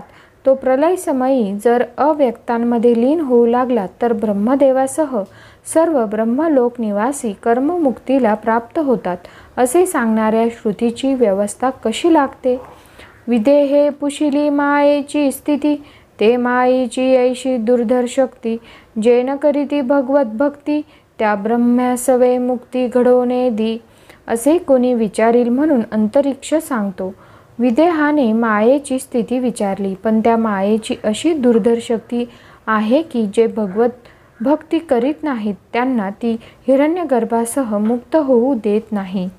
जालिया ब्रह्मसदन प्राप्ती न करिता भगवत भक्ती अतिशय दुर्लभ मुक्ती भक्तिपाशी मुक्ती दासी जैशी. ब्रह्मलोकाची प्राप्ती जरी झाली तरी भगवत भक्ती न केल्यास मुक्ती अतिशय दुर्लभ होते कारण भक्तिपाशी मुक्ती दासीसारखी राहते. न करिता भगवत भजन ब्रह्मासीही मुक्ती नव्हे जान. मायतरांचा ज्ञान अभिमान पुसे कोण परमार्थी. अहो भगवत भजन न केल्यास स्वतः हिरण्यगर्भालाही जर मुक्ती मिळत नाही तर मग परमार्थामध्ये इतरांच्या ज्ञान अभिमानाला कोण विचारतो. ज्यासी जेथ पद अभिमान त्यासी तेची दृढ बंधन. यलागी दुर्लभपण मोक्षासी जाणती ही लोकी. ज्याला ज्या पदाचा अभिमान असतो त्याला तेच दृढ बंधन होते म्हणून तिन्ही लोकी मोक्षाला दुर्लभत्व आहे. सांडोनिया पद अभिमान अंगे सदाशिव आपण. नित्य वसवी महाश्मान भगवत भजनी निज निष्ठा. साक्षात शंकरही आपल्या कैलासपदाचा अभिमान सोडूनच भगवत भजनात पूर्ण निष्ठा ठेवून काशी क्षेत्रातील महाश्मशानात वास करतो. या लागी ज्यांसी ब्रह्मलोक प्राप्ती तेथेही जे करीती भगवत भक्ती त्यासीच प्रलयाच्या अंती परममुक्ती नुपवर्या. म्हणून ब्रह्मलोकाची प्राप्ती झाल्यावर तेथेही जे ब्रह्मचिंतन रूप भगवत भक्ती करतात त्यांनाच प्रलयाच्या अंती परममुक्ती मिळते. ब्रह्मलोकी ज्या नाही हरी भक्ती तेही पावती पुनरावृत्ती. ऐशी मायेची दुर्धर शक्ती न करिता भक्ती मुक्ती कैची. आणि ब्रह्मलोकी जे हरिभक्ती करीत नाही ते पुन्हा जन्म घेतात. मायेची अशी दुर्धर शक्ती आहे. भक्ती न केल्यास मुक्ती कोटची. येची अर्थी ब्रह्म्याचे वचन दोषलोकी बोलिला आपण. ज्ञान अभिनिया पतन भक्ता भवबंधन कदा न बाधी. याच अर्थाचे ब्रह्मदेवाचे एक वचन आहे. अंतरिक्ष पुढील 2 श्लोकात त्याचाच अनुवाद करीत आहे. ज्ञान अभिमान्यांचे पतन होते आणि भक्तांना भवबंधन कधीही बाधा करीत नाही असा त्या वचनांचा थोडक्यात सारांश आहे. हे कमलनयना, जे दुसरे कित्येक आपल्याला मुक्त मानणारे व तुझ्या चरणकमलांचा अनादर करणारे तुझ्या ठिकाणी श्रद्धा न ठेवल्यामुळे बुद्धिभ्रष्ट झालेले मोठ्या कष्टाने श्रेष्ठ पदवीला प्राप्त होऊन तेथून खाली पडतात. तथानते माधवतावका. म्हणजे हे महालक्ष्मीपते, तुझे म्हणविणारे व तुझ्या ठिकाणी दृढ प्रीती ठेवणारे जन तथा मार्गात क्वचित न भ्रश्यंती. आपल्या मार्गापासून तसे कधीही भ्रष्ट होत नाहीत. प्रभो हे समर्था, त्वया अभिगुप्ता हा निर्भया हा. ते तू रक्षिलेले निर्भय असे ते जन. विनायकान कीपमर्धुसी विंचरंती. विघ्नकर्त्याचे सैन्य बाळगणाऱ्याच्या मस्तकावर पाय देत फिरतात. न करिता भगवत भक्ती सज्ञानाही नातुडे मुक्ती, तेची अर्थींच्या दृष्टांती, ब्रह्म्याची उक्ती दाविली येथे. भगवत भक्ती केल्या वाचून ज्ञानालाही मुक्ती लाभत नाही. याच अर्थी ब्रह्मदेवाचे वचन दृष्टांत म्हणून सांगितलेले आहे. जन्मा माझी ब्राह्मणपण, तेही वेदशास्त्र संपन्न, न करिता भगवत भजन, अचूक पतन तयांसी. जन्मांमध्ये ब्राह्मण जन्म व तोही वेदशास्त्र संपन्न जरी असला तरी भगवत भजन न केल्यास त्याला नियमाने पतन प्राप्त होते. भक्ता सर्वभूती भगवत भाव, तेथ विघ्नांसी नाही ठाव. तया अपावची होय उपाव, भावार्था देवो सदा साह्य. भक्तांचा सर्व भूतांमध्ये भगवत भाव असतो, त्यामुळे त्यांच्या ठिकाणी विघ्नांना अवकाशच मिळत नाही. त्यांचा जो अपाय तोच उपाय होतो, कारण भक्ताला देव सदा साह्य करतो. भक्तिविन मुक्तीचा असोसू, करिता प्रयत्न पडे वोसू. असो हे वैराज पुरुषू, करी प्रवेशू अव्यक्ती. भक्तीन वाचून मुक्तीचा सोस धरल्यास तो व्यर्थ प्रयत्न होतो. असो हा विराट पुरुष अव्यक्तात प्रवेश करतो. अव्यक्ती वैराजाचा प्रवेशू, होतांची महाभूत विलासू. हो लागे भूता हारसू, तो अनुप्रवेशू ऐकराया. त्यात त्याचा प्रवेश होताच महाभूतांचा विलास सुरू होतो, भूतांचा भास होतो. त्यांचा प्रकार मी तुला सांगतो, तो ऐक. याप्रमाणे विराट देहाचा लय सांगून महत्त्वतत्वापासून पृथ्वीपर्यंत त्याचा कारणांचा उत्पत्तीच्या उलट क्रमाने लय सांगतात. वायूने जिचा मुख्य गुण गंध आहे तोच हरण केला आहे, ती पृथ्वी उदक रूपास पावते. त्या वायूनेच ज्याचा रस हा गुण आहे असे ते जल तेजोरूपास प्राप्त होते. प्रलय काळाच्या तमाने ज्योतीच्या रूप या गुणाचे हरण करून ते वायूच्या ठिकाणी लीन होते. आकाशाने वायूचा स्पर्श हा गुण हरण केला आणि तो आकाशात लीन झाला. वायू गंध व रस यांचे हरण करतो ते प्रसिद्धच आहे. प्रलय वापूने पृथ्वीतील गंधाचे हरण केले असता तिच्यातील विशेष नष्ट झाल्यामुळे ती जलात लीन होते. त्याचप्रमाणे जलांतील रसाचे हरण केले असता ते तेजात लीन होते. तमोरूपाला झाकून टाकते हे प्रसिद्ध आहे. प्रलय कालाच्या तमाने रूपाचा नाश केला असता तेज बाधून लीन होते. वायूचे कारण असे जे आकाश त्याने वायूच्या स्पर्शाचे हरण केले असता तो आकाशात लीन होतो. शब्दाचा कालानेच नाश होतो हे प्रसिद्ध आहे. कालरूपी आत्म्याने म्हणजे ईश्वराने ज्याच्या गुणाचे हरण केले आहे असे आकाश तामस अहंकारातच लीन होते. प्रलय वायूचा क्षोभक क्रोधू, तेने पृथ्वीचा हरिला गंधू. तव तेही विरोनिया प्रसिद्धू, एकवधू जळ जाहले. प्रलय वायूचा क्षोभ करणारा जो क्रोध त्याने पृथ्वीचा गंध हरण केला असता ती विरघळून जाऊन एकरूप जल होते. क्षोभला वायू असम साहस, तो हरी जळाचा जळ रस. तेव्हा जळाचा होतसे हारस, सावकाश प्रलय महातेजी. त्यानंतर तो भयंकर क्षुब्ध झालेला वायू जळांतील रसाचे हरण करतो. त्यामुळे जलाचा प्रलय कालच्या महातेजात लय होतो. त्या तेजाचा निज संभ्रम, वायू बळे ग्रासित तम. तेव्हा प्रलय वायू परम, भरोनी व्योम कोंदाटे. त्या तेजाच्या क्षोभाला तम म्हणजे अंधकार वायुबळाने ग्रासून टाकतो. त्याबरोबर आकाश प्रलय वायूने दाट भरून जाते. त्या प्रलय वायूचा स्पर्श जळपतयेसी सर्वग्रास, करुणी ठाके अवकाश. तेव्हा वायू ते आकाश निशेष ग्रासी.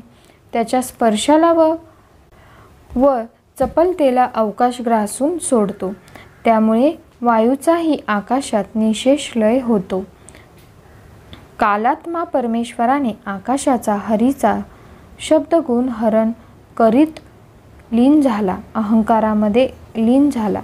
हे राजा, राजस अहंकाराप्रत प्रविष्ट होतातच इंद्रियाच्या देवतांसह मन अहंकार आपल्या कार्यभूत सत्वादी गुणांसह महत्तत्वांमध्ये लीन होते.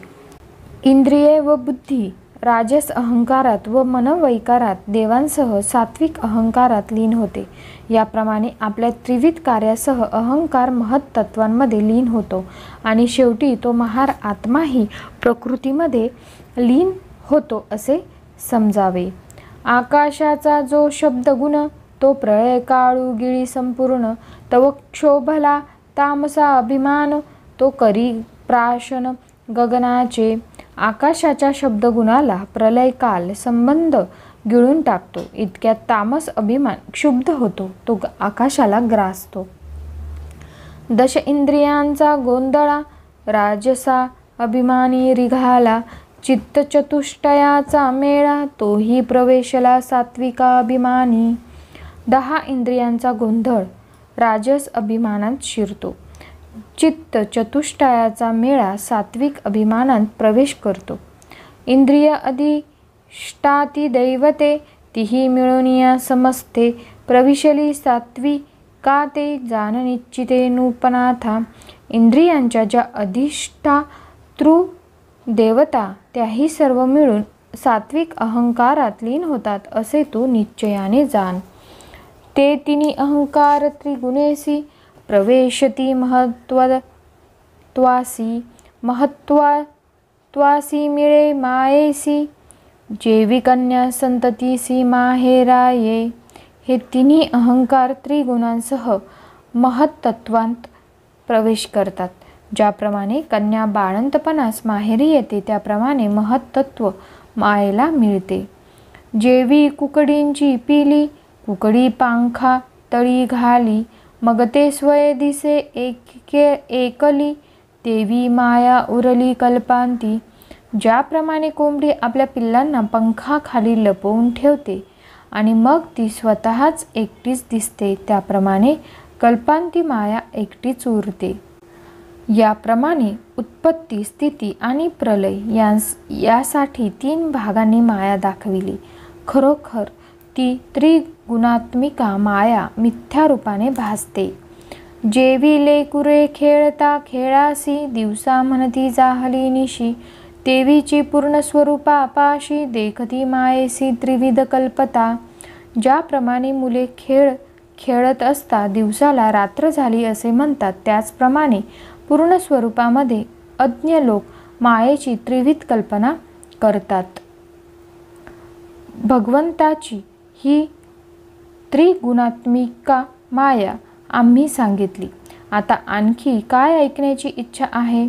हे राजन, भगवानाची त्रिगुणात्मिका जगत उत्पत्ती स्थिती लय करणारी ही माया मी तुला सांगितली. पण मायेचे वर्णन ऐकून भयभीत झालेल्या राजाला तिच्या निवृत्तीचा उपाय ऐकण्याची आकांक्षा व्हावी म्हणून अंतरिक्ष तू आणखी काय ऐकण्याची इच्छा करतोस असे विचारू लागला. उत्तम मध्यम अधम जन तिन्ही अवस्था त्रिभुवन, त्रिविध कर्मे 3 गुण हे जाण विंदान मायेचे. उत्तम मध्यम अधम असे 3 प्रकारचे लोक, जागृती स्वप्न व सुश्रुती या 3 अवस्था, भूलोक स्वर्गलोक व पातालोक हे त्रिभुवन, संचित क्रियमान व प्रारब्ध असे त्रिविध कर्म, सत्व रज आणि तम हे 3 गुण, ध्येय ध्याता ध्यान, पूज्य पूजक पूजन, ज्ञेय ज्ञाता आणि ज्ञान हेही त्रिपुटी पूर्ण मायेची. ध्येय ध्याता ध्यान, पूज्य पूजक, ज्ञेय ज्ञाता ज्ञान इत्यादी हे सर्व मायेचे कार्य आहे.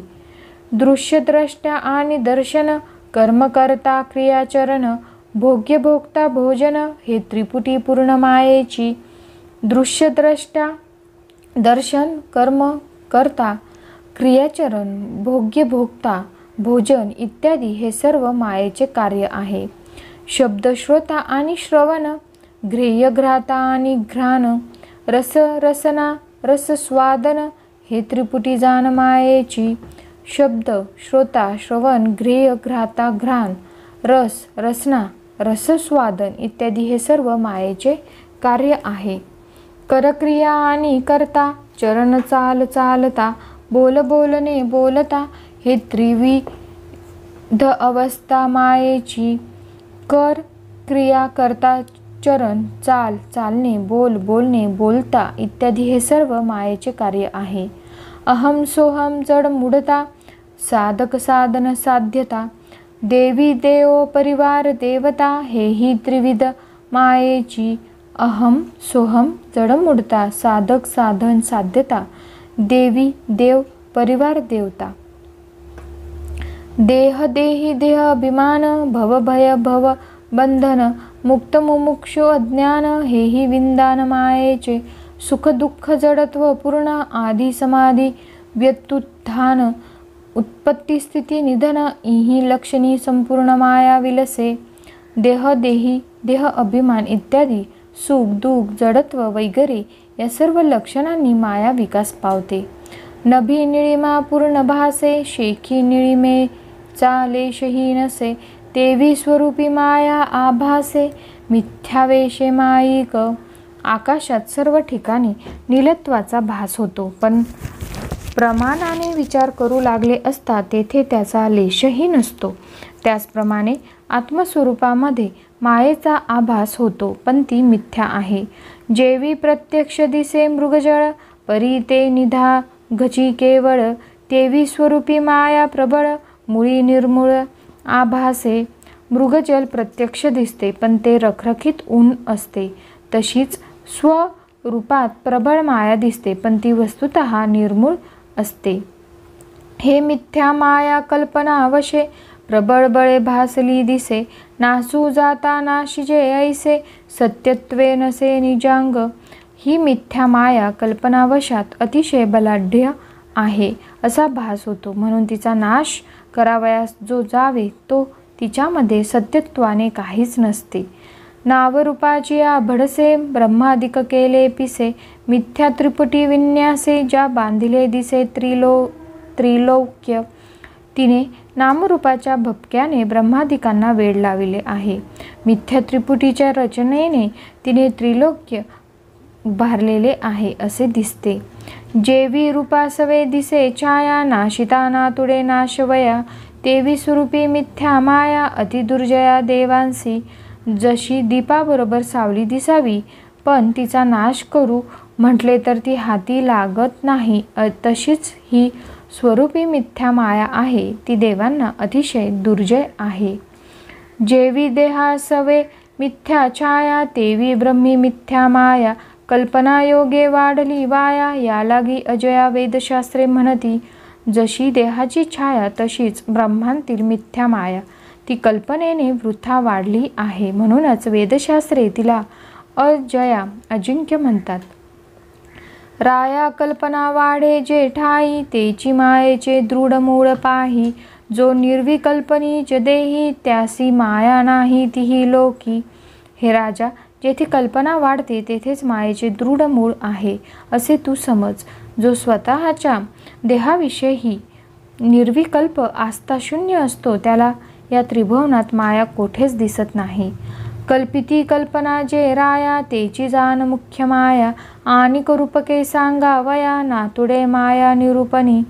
जी कल्पना करते तीच मुख्य माया आहे असे तू जाण. मायेचे निरूपण करताना याहून अधिक रूपक व दृष्टांत सांगवयास नको. तेची त्रिविध मुख्य लक्षणी, माया सांगितली विवंचोनी, आता कोण्या अर्थींचे श्रवणी, अत्यादुरुमनी वर्ते राया.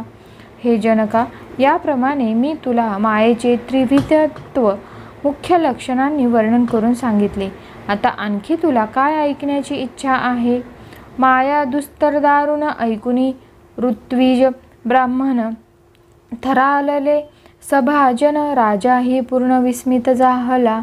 मायेचे हे भयंकर वर्णन ऐकून यज्ञातील ऋत्विज व इतर सभाजन भयभीत झाले. राजालाही अतिशय विस्मय वाटला. नवल मायेचे रूपक, नाशू न शकतीच्या ज्ञाते लोक, जिया गोविंदले ब्रह्मादिक, इतरांचा देख पाडू कोण. मायेचे लक्षण अतिशय आश्चर्यकारक आहे. ज्ञाते लोकही तिचे निवारण करू शकत नाहीत. अहो, जिने ब्रह्मादिकांनाही आपल्या जाळ्यात गोविंदले तेथे इतरांचा काय पाड. माया क्रमुनी शिवासी तोही आणिला जीवत्वासी ते माया तरळे दिनासी तो उपावोयासी पुसोपा. तिने शिवावरही आपल्या कल्पनेचा अंमल बसवून त्याला जीवत्व आणले. तेव्हा अशा त्या प्रबल मायेचे सामान्य जनांना कोणत्या उपायाने उल्लंघन करता येईल ते आपण यांस विचारावे. सुखोपाय दीन जन दुस्तर माया तरिती पूर्ण तदर्थी राजा आपण अत्यादरे प्रश्न श्रद्धेने पुसे. असा विचार करून जनक राजा मोठ्या आदराने व श्रद्धेने मायेच्या उल्लंघनांचा सर्व जनास सुलभ असा उपाय विचारू लागला. याप्रमाणे अंतरिक्षाकडून अनुकंपा केला गेलेला राजा मायेच्या निवृत्तीचा उपायच विचारू लागला.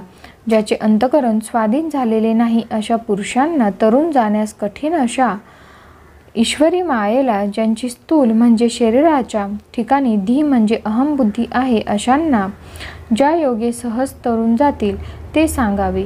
पूर्वी दुसऱ्या अध्यायात तन्माय यातो बुध आभजेततम या वचनाने भक्तीच मायेतून तारून नेणारी आहे. तथापि केवळ भक्ती हाच एक तिच्या तरणाचा उपाय आहे की आणखीही एखादा उपाय आहे हे जाणण्यासाठी येथे जनकाने पुन्हा प्रश्न केला आहे.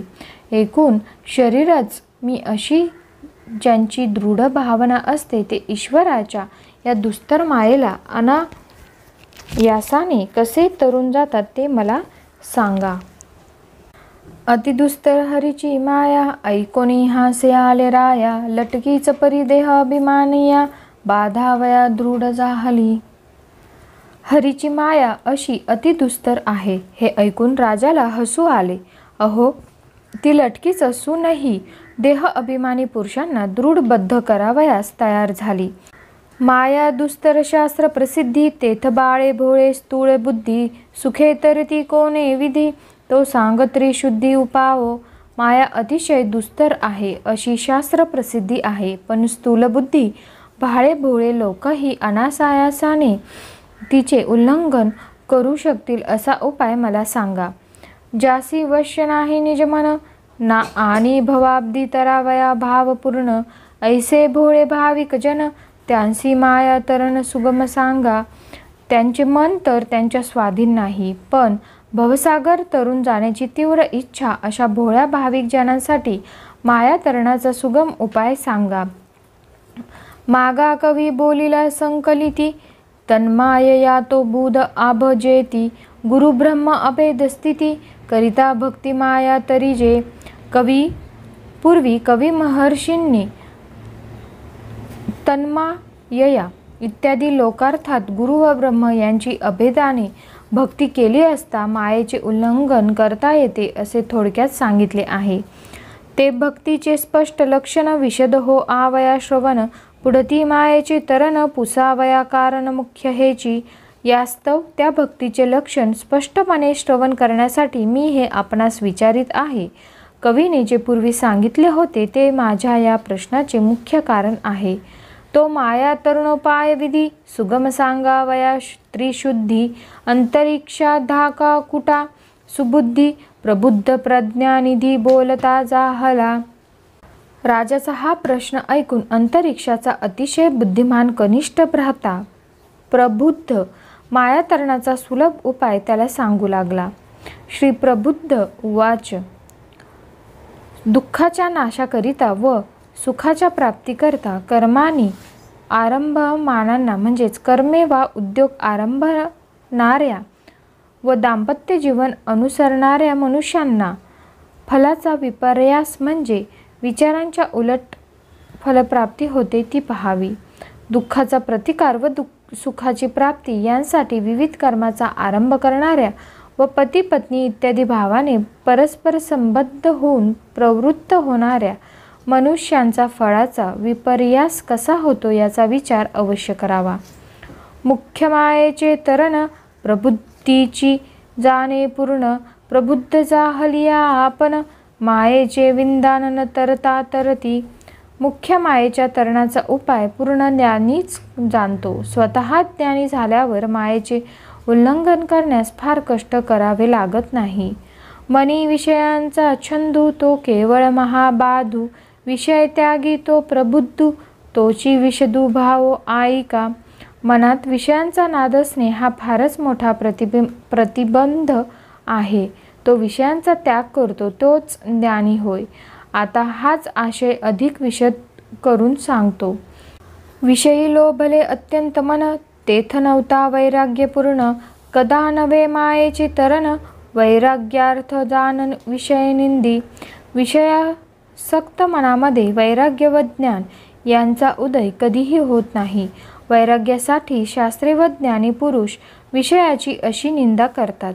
केवळ नश्वर विषय देख, तेची मानिती परमसुख. ते सुखची दुःखदायक, स्त्री कामे मुख्य माया बाधे. विषय क्षणभंगूर आहेत, पण अविवेकी त्यालाच परम सुख मानतात, पण ते सुखही दुःख देणार आहे. स्त्री विषयक इच्छेने मुख्य माया दुःख देते. वेंचुनी धनाची गांठी, सुखार्थी स्त्री बैसविली पाटी. तेची भोगवी दुःख कोटी, जगी माया लाटी. स्त्री कामे आपल्या पदरचे धन खर्चून सुखासाठी स्त्रीला आणून पाटावर बसविले, पण तीच स्त्री या कामी पुरुषाला अनेक दुःखे भोगावयास लावते. स्त्री कामना हीच या जगातील जबरदस्त माया आहे. स्त्री कामे प्रपंचू सबळ, स्त्री कामे दुःख प्रबळ. स्त्री कामे मायेसी बळ, स्त्री कामे मोहिले जग. तिच्यामुळेच प्रपंच सबळ होतो, दुःख प्रबळ होते, मायेला बळ चढते. तिच्यामुळे सर्व जगत मोहित झाले आहे.